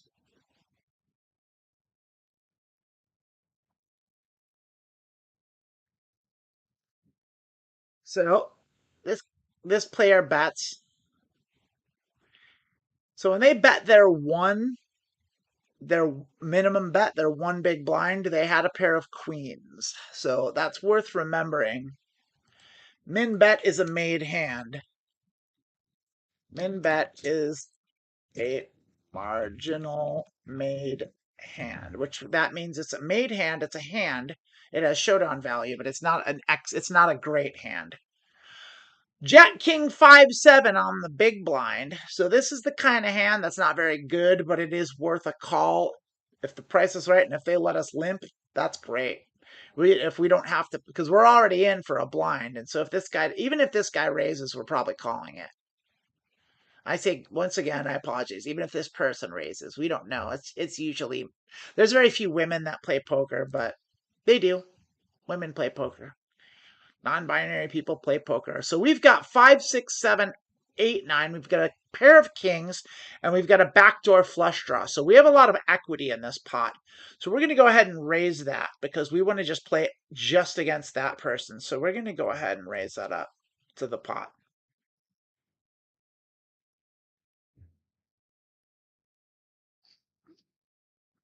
4, 5, 6, 7. We don't, but our hand did get better. Our straight draw got better. We still have a pair of kings.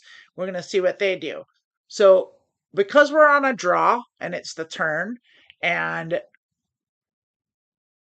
we're just going to check it to see how our hand develops. And so we now have 2 pairs. So that's not the best card for us. We don't know what they have. They have something.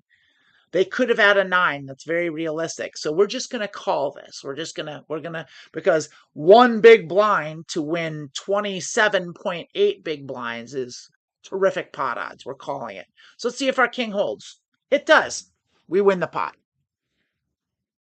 Now that's the thing. When you play well, you bet large in those situations, but people min bet moderate hands. They telegraph the strength of their hands by their bet size. So when people bet low, you can be almost certain what that means is they have a hand, but not a very good one. And look at everyone checked around. We've got king ace. We're just gonna min raise. Just juice the pot up a little bit for our ace king. We probably should have folded because everyone's going to be in this hand. And our chances of winning aren't very good. But if we hit the right flop, we can do really well. And so no one's going to raise, I don't think. Yeah, everyone just calls. We did not hit a great flop. We have a pair of 8s. And that's about all we have. We have a backdoor flush draw, which is okay, but it's not good. And it's definitely not good enough to bet an early position multi-way. We're never going to bluff, by the way, in out of position multi-way. Never, ever. We're just going to let it run down. When you're 6 ways to the flop, you just got to hope you make a hand. It's the only way you can win because there's look at all the cards out there. 4, 8, 12, 16, 20, 24 cards in people's hands. So more than half the deck is out. So someone's got clubs. Someone's got a draw. If you don't have the equity, someone else does. And so we're checking. But everyone checked around. So no one has... we don't know what that means. It means they don't have a made hand. And this person's they're thinking about it. When they take a second, they're gonna stab at the pot. They're in position and they saw it check around. So this is very potentially a bluff. But it also could be just a marginal hand, like they've got a pair of 8s. But we've got a pair of 8s. And which means and we could catch an ace. But that's all we have. Honestly, at this point, we're out of position. We can't really draw anything. We can't hit anything. So we can't hit a straight. Well, 5, 6, 7, 8, 9, 5, 6, 7. We could hit a 7. No, We can't. We would need an 8 to win this pot, assuming they don't have one and they're not two paired. So we're getting out. We don't have enough equity to justify calling a pot size bet. Like we just don't. Especially out of position.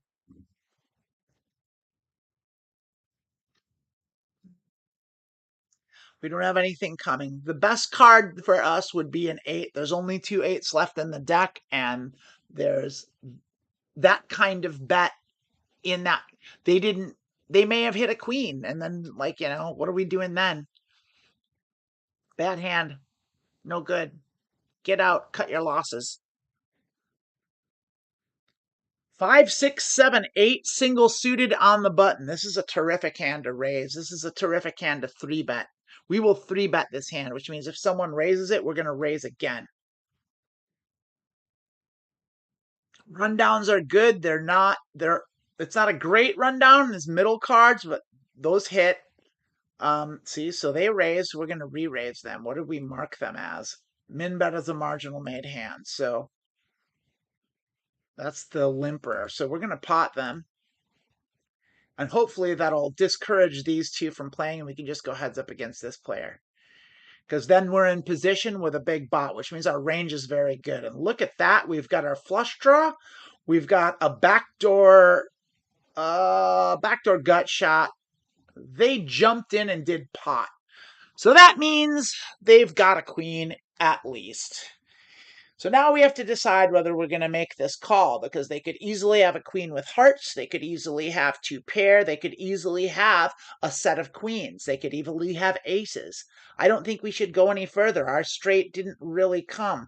That's what you're kind of rooting for with these hands, is a straight. And we didn't really get it. So we're just going to fold by default because I didn't do it in time. But yeah, we're going to give it to him. We're going to lay that down. That's okay. That's okay. We played it well, and like I said, that's what happens. You go up and down. You're not going to win every hand. It's okay to not win every hand. I think a lot of poker players think that if you get into a hand, you have to do everything you can to win. It's like, well, sometimes you can't win. Like, you just can't.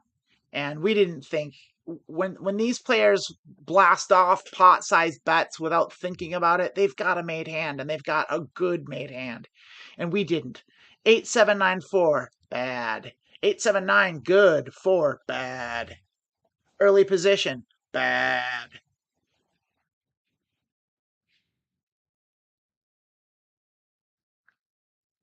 If you're watching this stream, I'd love it if you just drop me in a chat to let me know that you're here. Say something in Twitch, say something in YouTube. If not, I'm doing it by myself, and maybe someone will watch it another day.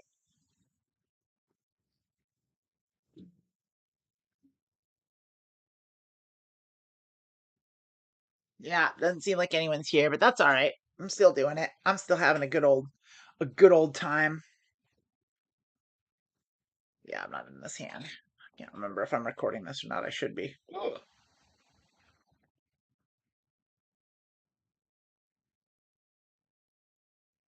Yeah, it'll be on YouTube. We will download it from there. If I need to.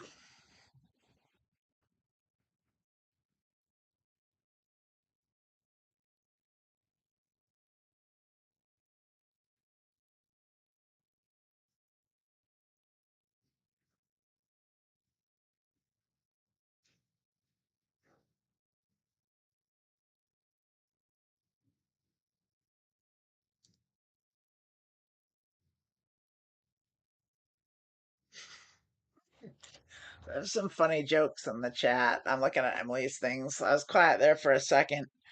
They both limped.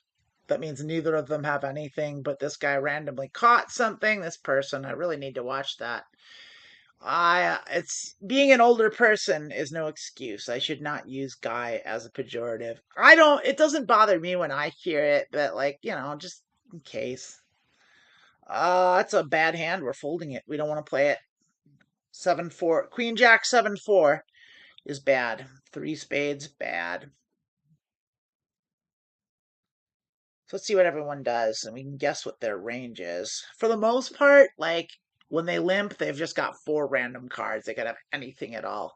When they raise, they've generally got what was probably a good Texas Hold'em hand, like maybe ace ace, jack jack, queen queen, suited ace, uh, jack king, couple high cards. People at these stakes don't really seem to know what they're doing a lot. They really mistake Plexus Hold'em hands for Omaha hands. They don't understand things like equity and draws, and they don't bet their draws, which is like you got to do that in Texas Hold'em. That's like basic stuff. Like, and so they only bet made hands. They're just basically they're gambling. They're out here and they've got 4 cards and they want to make a straight. They want to make a flush. They're excited. They think it's better for them. It's exciting to get a powerful hand. And for me, I don't care how powerful hand. I care if I win the pot. If I win the pot with a 9 high, like awesome. Like I don't care what my hand is. Like I just want the chips. And so whichever way I do that, like I would, in fact, a lot of times the high most powerful cards like a straight flush or quads like don't actually make any money because I'm folding this. I'm not playing this, even with the big blind. Callers, yeah, get out of there. Those hands that I would have had. We shouldn't really look at what we would have had, but I would have had a good straight draw here and a backdoor flush draw. So it's dangerous hand to be in, especially out of position. Um, but yeah, those big powerful hands like quads and full houses well, full houses tend to make a lot of money, but like quads don't. Quads are hard to make money with because that means you've got all like if you have to flop a paired board and you have to have the 2 in your you have to or not flop but get a paired board and then have the 2 in your hand. So like ace, ace, ace, ace is never going to make any money because everyone's scared by 2 aces on the board. They're scared if you have one of those aces, let alone if you have 2 of them. And if you have the other 2, then you know no one else has an ace. At least if you've got one ace, you can bet that you've got a higher kicker than they do. Or if you happen to hit the full house, then you're in even better shape. But like even then, it's hard to get someone to call. So you generally make a minimum tiny pot. Whereas like a pair in Omaha in Omaha, your best money are straights. Straights is where the money is, and full houses too, because people will generally have like trips or 3 of a kind or 2 pair and they'll call. So full houses and straights. I mean, you can make a lot of money on flushes too, but like generally people get scared when they see 3 of a suit because they know a flush is out there. People don't get as scared of a paired board as they should. Paired boards scare me. Like and those are the ones that I'm extra cautious of when I see a paired board because it's 2 ways because it's like well it's because the board's paired there's less likely that they have that card. But when you've got more than half the deck out there, what are the odds? The odds go way up that someone has it. That's why you have to, that's one of the reasons that you raise first in is so you don't just let everyone in the pot. And the random card that just makes a good hand when they had a bad hand. Get rid of those things. We're going to fold this prematurely. Seems like it really slowed down here. There we go. We lost connection. This person lost connection. Apologies again. This particular site is randomized. We don't know who we're playing against. Most other poker sites, and I have another one that I play called Coin Poker, which is kind of the hottest one right now. Is you can see the players' avatars and names and the notes that you make. Like right now, I'm writing notes for these people, but they go away when they leave the hand and they're gone forever. In the other one, the notes stay there. And so if I'm playing against a player and I note their tendencies and how they play, the next time I play that person, those notes will still be there and they'll pop up. And that's a super valuable thing that you can do playing poker. And you absolutely should do playing poker that I think not everyone does. I think a lot of people do. The people that even play like semi-regularly have to make notes. I mean, I think they'd be crazy not to, but I don't even, maybe they don't. Ace Queen 7-2 is a terrible hand. No suits, bad connection, low cards. Get out of here. Not even on the button. We're not playing that foul, foul hand. And look at how bad that hand would have been. Now, someone that didn't know Omaha would see ace king. I can win with ace king. Ace queen, good. Ace queen's a good hand. Ace two, I can make a straight with ace two. Now, that 7 ruins it. The 2-7's terrible. No suits, no connectivity. A lot of people think in two cards at a time, and that's incorrect. You have to the best Omaha hands are the hands where all 4 of your cards work together. That's how you win at Pot Limit Omaha, is having those hands and playing those hands and getting rid of hands like this that look like they're good but aren't. And so we were up. We've punted off 100 big blinds in the last couple minutes. So we were up almost 250, and now we're down to 159. So we're not doing great. I mean, we're still up, which is good, but we've been losing. So we've been making some maybe not some great decisions. So 2-2-3-5, 2-3-5-5-3-2, no good. Low card's bad. Remember, any card below a 5. Any card below a 5, no good.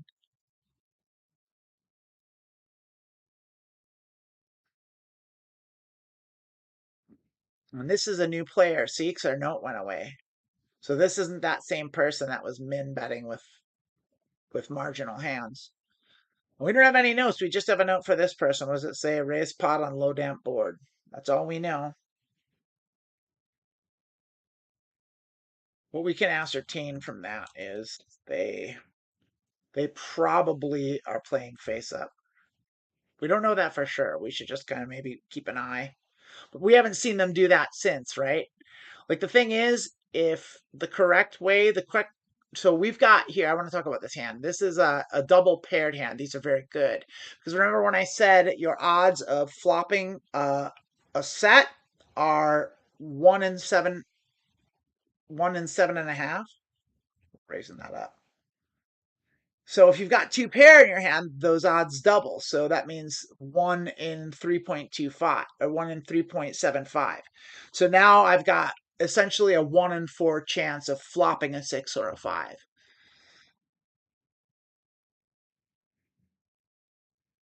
The problem is they're low sets, but even low sets can be very profitable if you play them correctly. You just have to know what you're doing.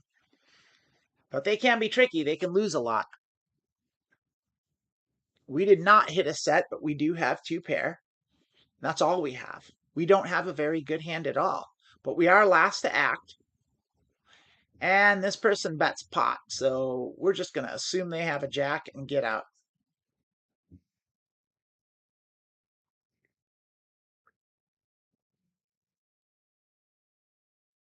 If someone bets pot, if we see them do it a lot, then we can think they're bluffing. But if they do it once in a while, just assume that they've got it. Jack, Jack, 3-8, bad hand, folding in early position. You might look at a pair of jacks like that's a pair of jacks. You should play that. We've got a 3, shit. We've got an 8, we've got no suits. Jack, Jack, 3-8 is a bad, bad, bad hand. Because in Pot Limit Omaha, a pair rarely wins.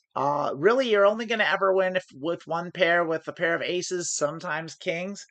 But queens, jacks, solo queens and solo jacks almost never win a pot. And if they do win the pot, it's going to be very small, and you're almost so likely to be dominated. The only way you can hit is if you hit a set, which is great if you do, but in early position, I mean, maybe it's not the worst thing at these stakes to make a call with a relatively deeper stack there, but I didn't like it. I don't regret folding that hand. I would have called that hand or played that hand on the button for sure. Now they just limped in, let me in. Great, love it. Bad hand. And now I have a straight flush draw and 2 pair. So we're gonna bet.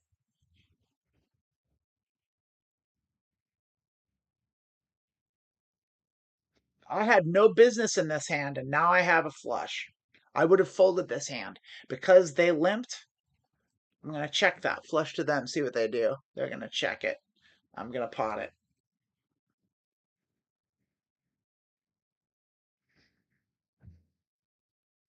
I won a pot I should have had no business in, and that's because they didn't raise first in.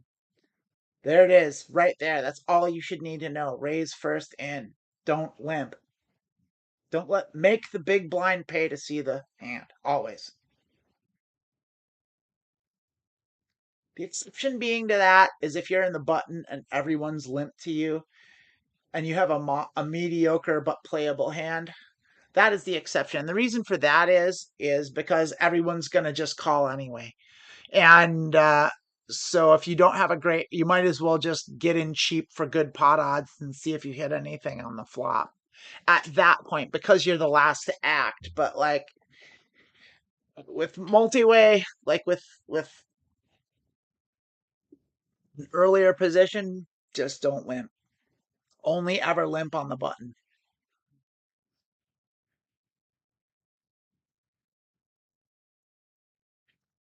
Okay, ace king 3-4. That's a really good high-low hand, but we're not playing high-low, so it's a hand definitely worth playing. And we are going to raise, is because we're on the button and we want to discourage multiple players in the pot. So we're raising that up. Hopefully that'll, and it got rid of 2, so that's good. Probably both of these 2 are going to call. People that limp generally call, but we know they don't have great cards because they limped. Great. Now we're heads up and we hit 2 pair and a flush draw. We are dominating this board. There's very little they can have that can beat us, but they could. They could have a set of 8s. They don't. They don't have anything. So what we're going to do is we're going to bet small because we want to keep them in the pot. So we're going to bet about 4 big blinds and see if that keeps them around. We want them to call us. Even 4. When we dominate the board that much, you blow on the pot. And they fold. So nothing we could have done. We won the most amount of money we possibly could have, and there it is. But that does tell us something.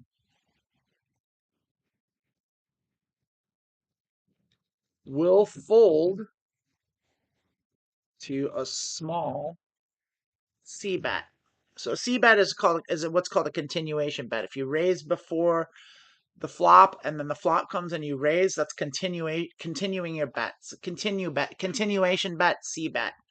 So we're not going to mark them as a fish, even though we know that they are. We already know that because they bought in for nothing and like they probably called the bet they shouldn't have called. We don't know that. Maybe they had a good hand, a good calling hand. I don't know. We saw what they did. That's what we saw. And I don't like jumping to conclusions if I can help it. Though I've been playing these stakes for a long time and I see the tendencies of what people do. And you can just generally rely on the fact that they don't bluff. They don't bet their draws. If they bet, they have a made hand. Or they have so much equity that, like, they can't not bet. Look at that. We would have had a straight, but so what?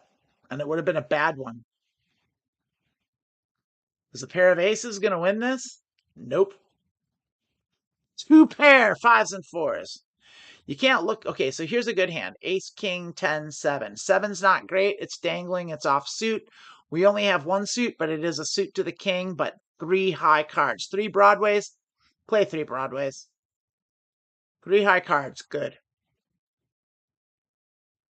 Believe it or not, it's better to not have a king in your hand. And so ace, queen, jack is a way, or ace, jack, 10 is a better hand than this because you want people to have kings because your aces dominates the kings. So we're going to go ahead and raise that up.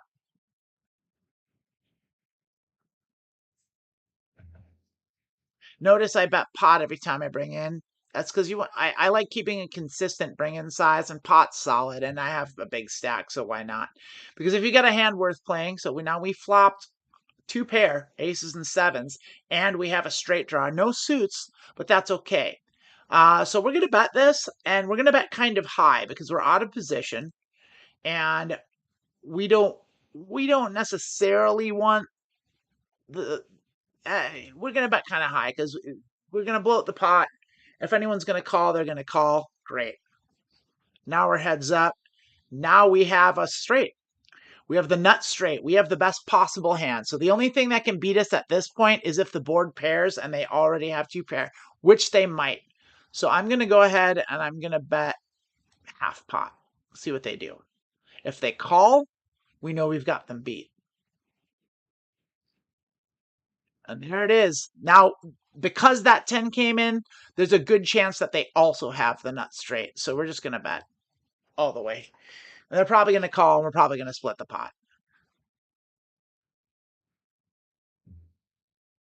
Great. Then we just win 51 big blinds, and that's terrific.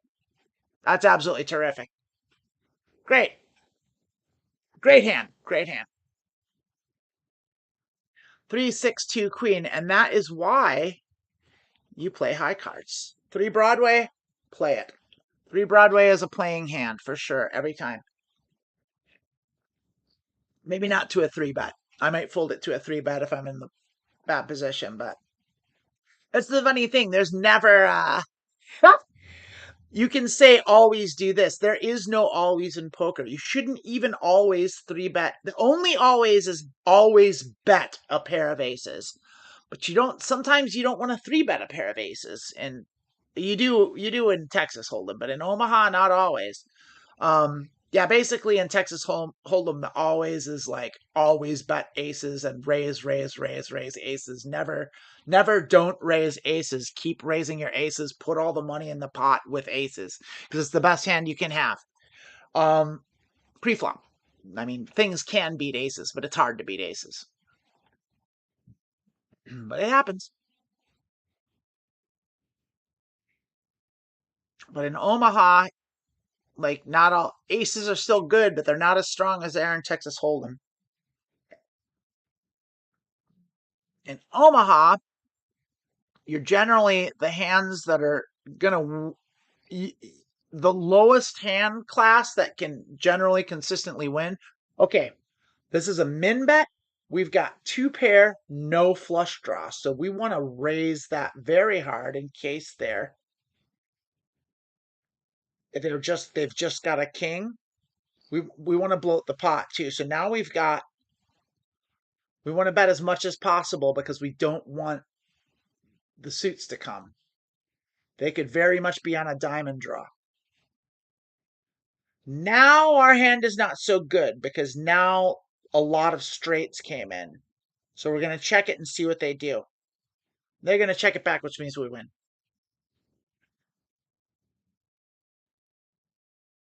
So you have to think on every street. Does the card that came make my hand better or worse? And that card coming in made our hand significantly worse. We went from a premium made hand, 2 pair, high 2 pair, top 2 it's called. This is bad for folding it. Got downgraded to a marginal made hand, which is it's still a good hand. 2 pairs still good, wins a lot. But you can get beat by a lot of stuff. And so now if I was playing a professional, I would have checked there. And a good pro would have bet pot. And I would have had to decide what they were playing based on their range play, based on what they did. And I'm not quite that good at yet. I'm trying to get better at range reading because a pro would have better ranges like we're doing. Like, I mean, I'm not a pro yet, but I'm aspiring pro. I'm a semi-pro. I think so. I think that's fair enough to say. All right, we've got 2 pair on the button, or 2 suits on the button. We're not going to raise, we're going to call. No, we are going to raise because we don't want these people to come in. When you have 2 suits, you're way better going heads up. Great. And they're going to put in all their money, and we're just going to call them, and we're just going to see what happens. Yeah, they have a terrible hand. Look at that terrible hand. They went all in with absolute garbage. Let's look at that. Like, we're going to mark them for that, too. We've got an ace-king where I don't like it. I don't like it. I don't like that 6. I don't like the hand. And they bought back in for the minimum. This is a absolute fish.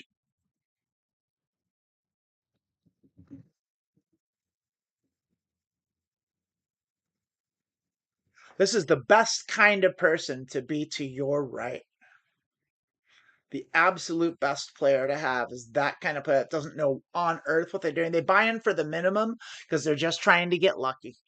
That's what that is. They just want to catch a hand, which means they're going to play all sorts of bad cards and they're going to do dumb stuff like that because let's look at it. I mean, what? Oh, I accidentally opened another table. I didn't want to do that. Ah, sorry. What have I done here? I didn't open another table. Accidentally. I thought I clicked that. Oh, I messed up my windows. I apologize. I wanted to review that hand, but ah, pooey.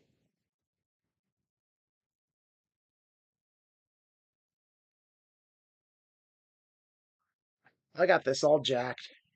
King 4 8 7 double suited pot.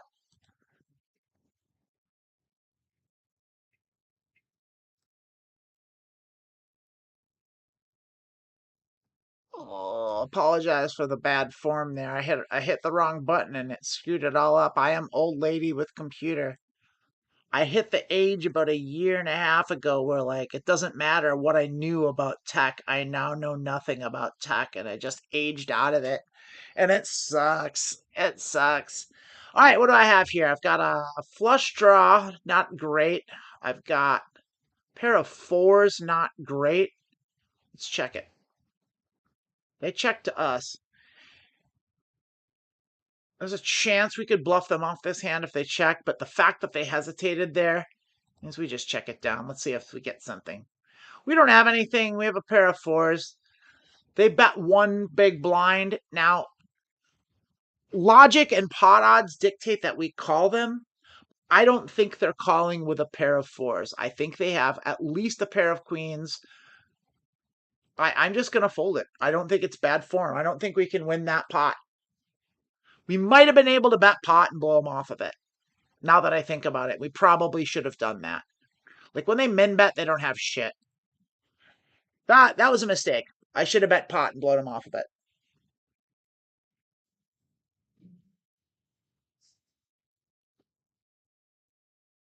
You never know. They went all in with trash, so who knows what they would have called with.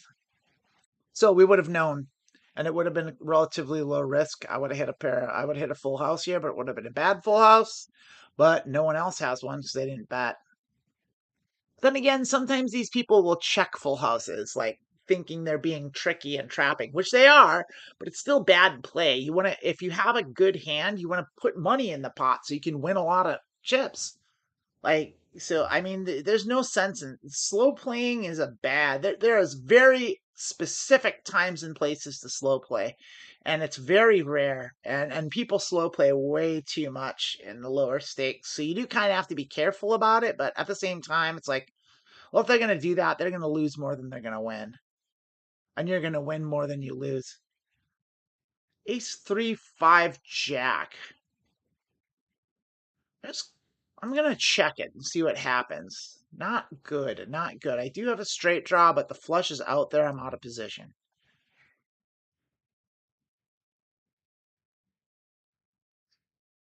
I now have a pair of threes. Really bad, and I'm not going to call. I do have a straight draw. They might have a flush, though, because they will check a flush in early position, just as I would. Pair of threes, no good. Don't draw to knot the nuts.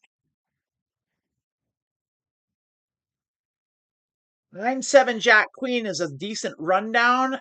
We don't like the three clubs and we don't like being in the small blind, but we're gonna pot it and see what everyone.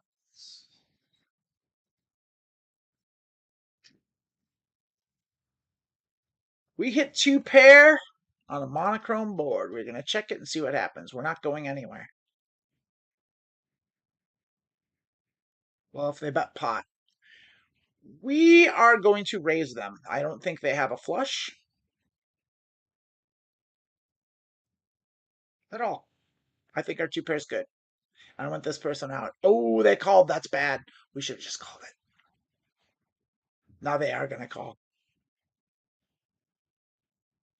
And we're out. We're out. It was a bad bet. They're gonna call. See, they had a set of kings. They have the same two pair. Or we had queen eight. So, whoopsie, whoopsie. Remember what I said? Don't bluff out of position? I didn't listen to my own advice. That was a bad decision. We lost chips because of it. We've got 3 to Broadway and a paired a paired hand. We're gonna bet it on the button. That's great. That's a very good enough hand to play. We hit a pair and top pair and a flush draw. We're gonna bet that.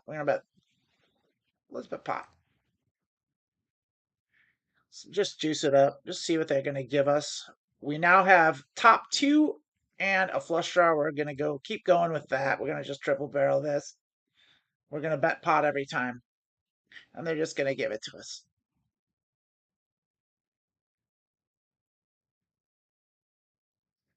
Ace 9, 10, ace 10, 9, 3. The 3 sucks, but it does connect with the ace. We have 2 to Broadway. Mild connectivity. We're in late position. We're closing the action. And we've got a suited ace, so we're betting that up. We hit nothing at all. We could have missed harder, and since we do have a backdoor flush draw, and since we're heads up against someone we don't know, we're going to bet small. We're going to bet half pot. What this is going to do is if they have a 6, they'll probably raise us. If they have, or they just fold. Because we're in position, we can do that. Out of position, I would have checked that. But I might have check raised, which we haven't check raised yet. So, which means we're not check raising enough. If we haven't check raised and we've been in this for about an hour now, it means we haven't check raised enough. All right. Once we're on the button, after we play the button, I'm going to sit out. I'm just going to, click out, sit out the next big blind. And we now checked a hand that they should have bet. Now we have a flush draw and a pair of 8s. So we're going to bet it. We can only bet 2 because it's pot limit Omaha. So we're going to bet it and see what they do. They're going to call us, I bet. There we go. Now we hit our flush. We have a straight flush draw. We still have... We're going to bet pot and see what... Well, no, we're going to bet half pot because if they've got a worse flush, they'll call. There's a chance they could have a better flush, but we're just going to bet half pot and we'll see what they do. If they have a better flush, they'll probably raise. But they just called, so... We're going to pot. We're going to pot, hope that they have a straight. We're blocking it with their 4. We're blocking their straight with a 4. We're going to half pot it. We don't think that... We want them to call, so... They might have a better flush, yeah. If we weren't blocking that straight, if we were unblocking the straight, I would have bet pot because then we're targeting the straight. We want the straight to call us. So we now have 2 pair where we're going to call. We're just going to call this because why not, right? It's just heads up. See what they do. We've got our two suits. We do have a pair and a straight draw. It's a bad straight draw. It's a backdoor straight draw, so we're going to check it. It's not a good hand. And we're out of position. We also have a backdoor flush draw that's also bad.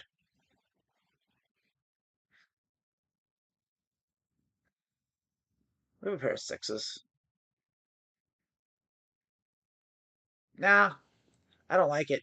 There's no money in that pot. Even if it's a long shot to win, and there's just nothing doing. So we're going to play this last hand, and then I'm going to take a little break. Suited ace, pair of 2s, ace jack. We're potting it. We're also 3-handed, which means we can play a lot more hands because we're only against 2 other people.